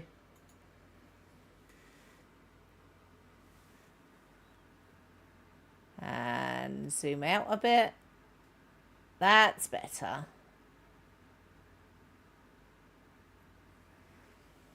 I have absolutely done what I was trying to do. Now I need to get chat back. There you are. Excellent. You never knew how much you'd miss sitting cross-legged in your chair. You're so close to being able to again. Nice. I'm glad you've recovered to that level, Grove.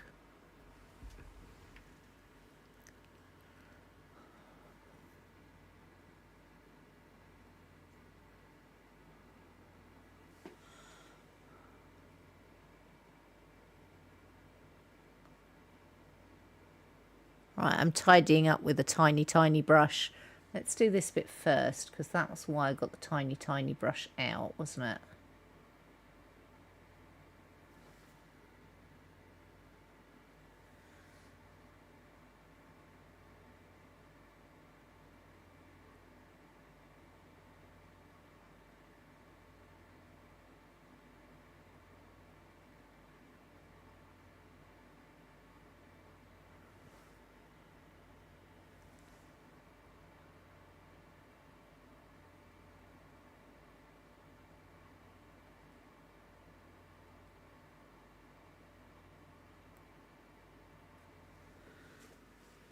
Oh, sounds like my music's gone as well.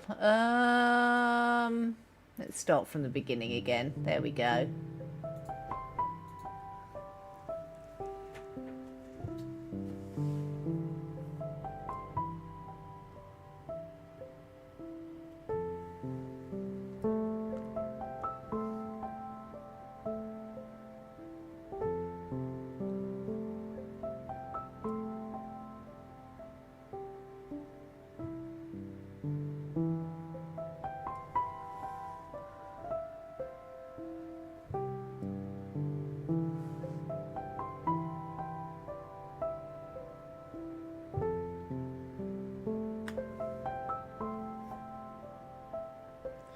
Why don't I just stick my little finger in wet paint? That'll go well. Oh, yes, I am being sarcastic towards myself.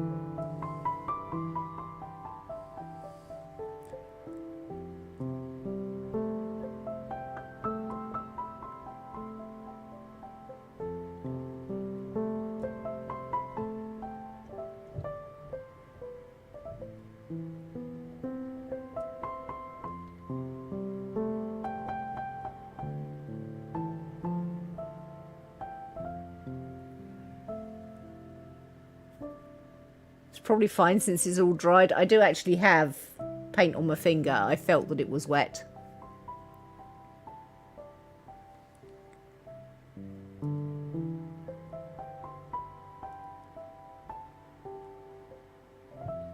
It's slightly stuck to the canvas with wet acrylic. It was not a good time.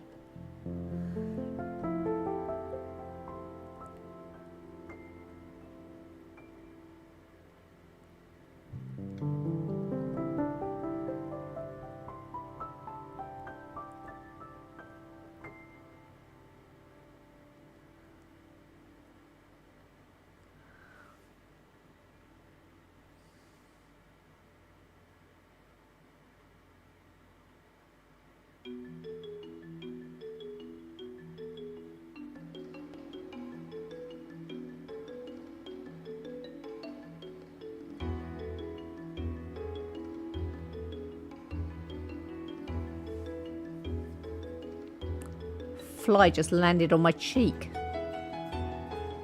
Cheeky fly.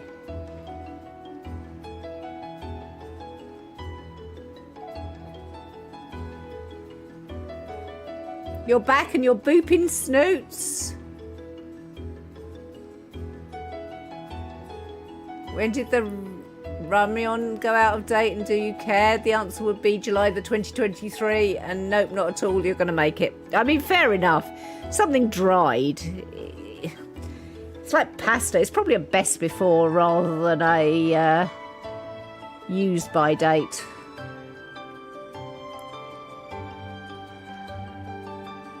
If it's been sealed, I would absolutely not worry about it. If it's been opened, and it's been open since July 2023, I might have a different answer. But I think you'll be fine, Dina.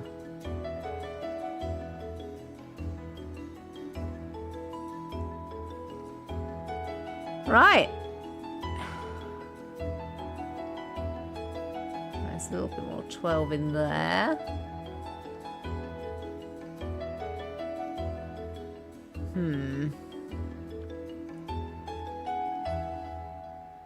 think those are 12 too.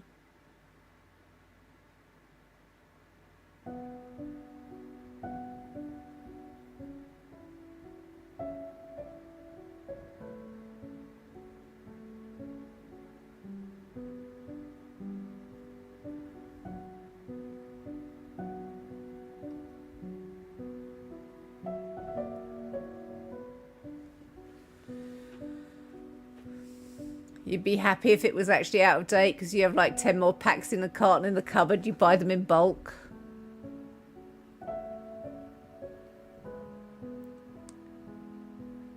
It's all dried ingredients that have been packed without air. Yeah. If it's sealed packs, I can't see any reason it wouldn't be absolutely fine.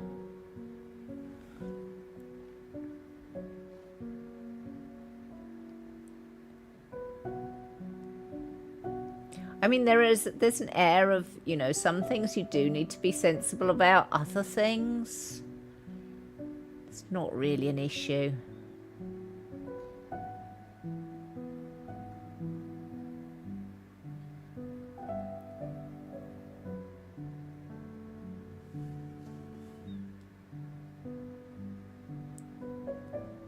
You know, some things is absolutely sensible to be very careful with the use by dates and all that sort of thing. But even the use by dates, if it's just 1 or 2 days, then there's an element of common sense. If it's a week, yeah, don't do that thing. And I'm talking fresh stuff here, not canned or packaged or dried or anything like that.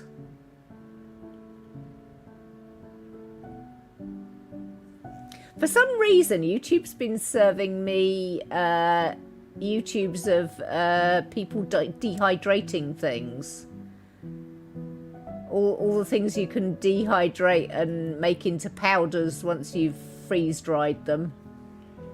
This is freeze-drying specifically. Make them into powders so you can make them just back up with water. Or boiling water, depending on whether you want it hot or cold. I don't know why YouTube has decided that these are things I need in my life, but actually I am quite interested in them. The problem is it makes me want to buy a dehydrator, and we all know that it's just an ADHD, oh, that's interesting thing. I'd use a dehydrator maybe 4 times and, you know, then I'd be bored with it. I wouldn't want it anymore. And it's a very expensive thing to do that sort of thing with. Having to be cognizant of my brain being naughty.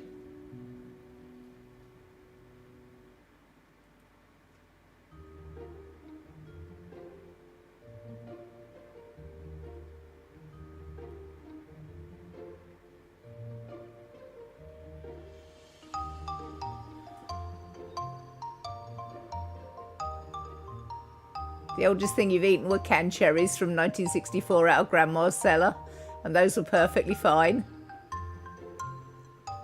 Some things you're very strict about, anything containing dairy, for example. Well, you see, cheese is one of those things that... The whole point of cheese is that it's, you know, preserved. It does depend on the type of cheese, obviously. I'm talking more hard cheeses than soft cheeses. I don't mess too much with soft cheeses. That's a straight... march to listeria. But hard cheeses, which some get better with age, you know.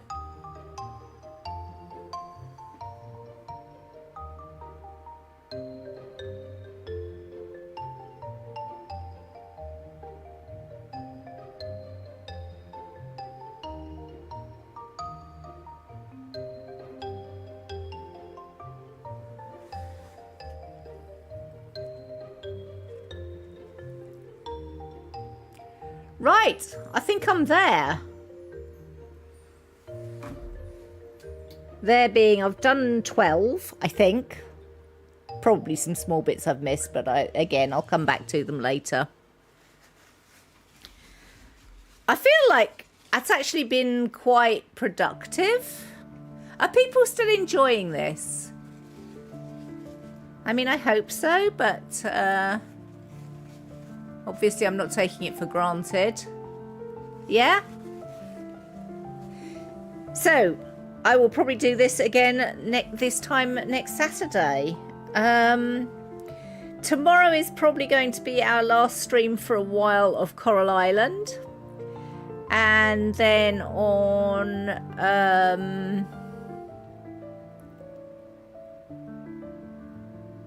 the following week... beginning of July, so today's the 29th of June, tomorrow is the 30th of June, Monday is the 1st of July. Starting July, we will have the new schedule. So the new schedule will begin on Tuesday. I'm going to be streaming Tuesday, Thursday, Friday for 2.5 hours only. So I'm going to start at 6 p.m. and stream till 8:30. And Saturdays and Sunday times will remain the same at the moment, I think. I might move the Sunday one till 6 and go from 6 till 10.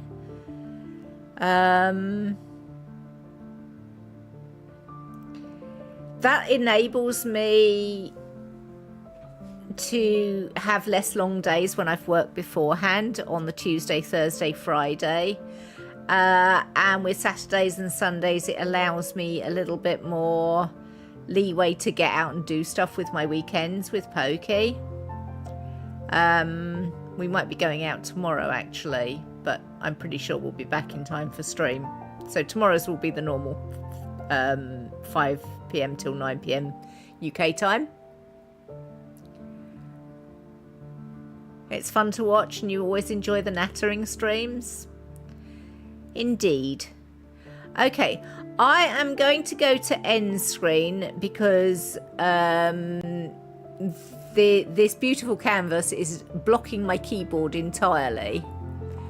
So I will be raiding Pat, but I can't type it all into chat before I do the end screen. So if you want to go see Pat, I don't know what he's playing, by the way. Let me do the thing. He's playing 7 Days to Die. I enjoy a bit of 7 Days to Die, so yeah, I'll take you across to Pat since Crip's not around yet. Hopefully retrieve my husband. Yeah, drop him some emotes. Thank you to everybody. Thank you to those of you who chatted. Thank you to those of you who lurked. I very much enjoy doing this sort of stream, so I think I will finger Saturdays for doing creative stuff. It will vary what creative stuff I'm doing, whether I'm knitting or painting or candle making or making food is a possibility if I can work my life out to sort that out.